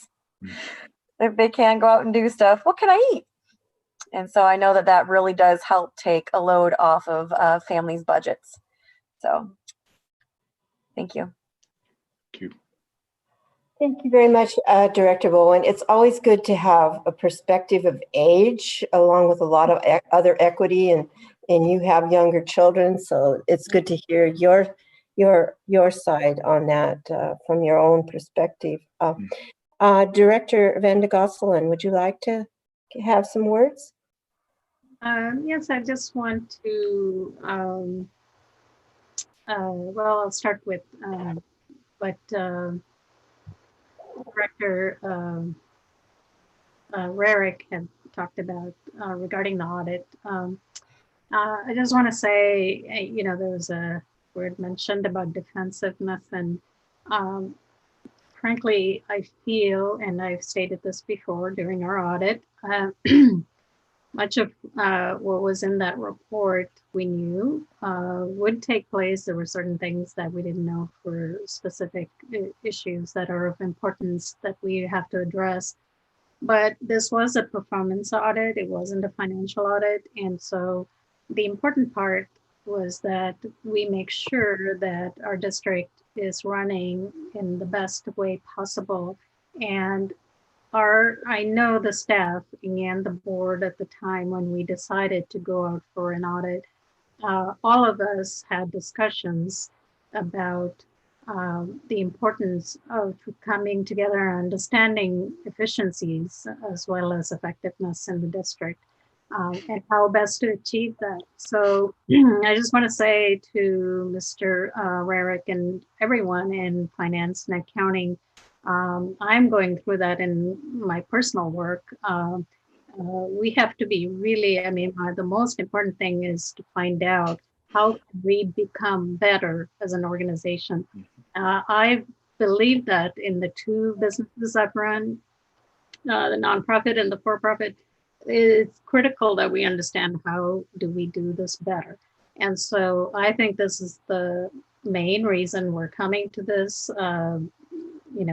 conclusion with the audit, and how do we move forward. So I just wanted to add that. And then I think Dr. Watson team, I feel that, there was a vision put forth, and I agree with Dr. Watts, the digital learning was a big vision that was put forth many years ago. But, there was a lot of resistance, and sometimes, we have to think about those kinds of things, the things that would have helped us plan and be prepared at this point there was a lot of challenge against that. So I do think, we need to reflect on those kinds of things, and I appreciate that we are a step ahead of other districts in that area, regardless. So I think those are good things. And I appreciate so many of our volunteers, again, that are helping our district become a much better district in the process. Thank you. Thank you, Director Van de Gosselen. Director Bettinger. I just wanted to say, it is teacher appreciation. I want to thank our teachers. I think all the people I know that are teachers are working exceptionally hard all over this state and in other states. And so I'm seeing through the lens of all their concerns about students that they can't find. That's a big issue in some districts. There was just a report I read about, there's students in Spokane that I think it was 40% that, are essentially unaccounted for. So I applaud all our teachers. It's bringing to home to me, I think that the importance of that connection and those relationships that our students have with their teachers in the classroom. And that's how teaching was designed, to be face-to-face with someone. I have a college student. I know other board directors have college students. I think Director Daniel or Vice President Daniels has a college student. And it's a struggle, if you're trying to get a microbiology degree, you're not doing your labs. So it's definitely a struggle all around. It is the best circumstance for now to keep everyone safe and healthy, but it is truly bringing home to me that, the interaction between the teacher and the student is the most important, and that best happens in person, face to face, because I know that there are teachers struggling with this, missing their kids, that interaction. And I know for sure that both my students and what I'm hearing from other constituents, they're missing that in-classroom experience. So I really appreciate all our volunteers that are delivering 500 plus meals. I appreciate everyone that's getting food out to our families to make sure that their basic needs are met. Every day that's a challenge, and I'm just hoping that every one of our students, we find a good way to honor our graduates. It's a big, important step for them. And I'm still picturing people at the Pacific Raceways going around in cars, but then I kind of like that. But I do hear what Director Venkatasalam said. And I just want to thank everyone that's working so hard. And it's important that we stay connected. And I think President Hamad said it best. We need to build bridges and not be in silos and have this communication and these regular meetings. So again, thank you to all our teachers. And I'm sure that all our students are going to be looking forward to the day, hopefully in the near future. And again, I just want to get to work on our policies that we agreed on tonight. And I'm looking forward to getting down to the budget work that I think is so important. This is a crucial year for us, and it's important that we have the funds to get back in the classroom. Thank you.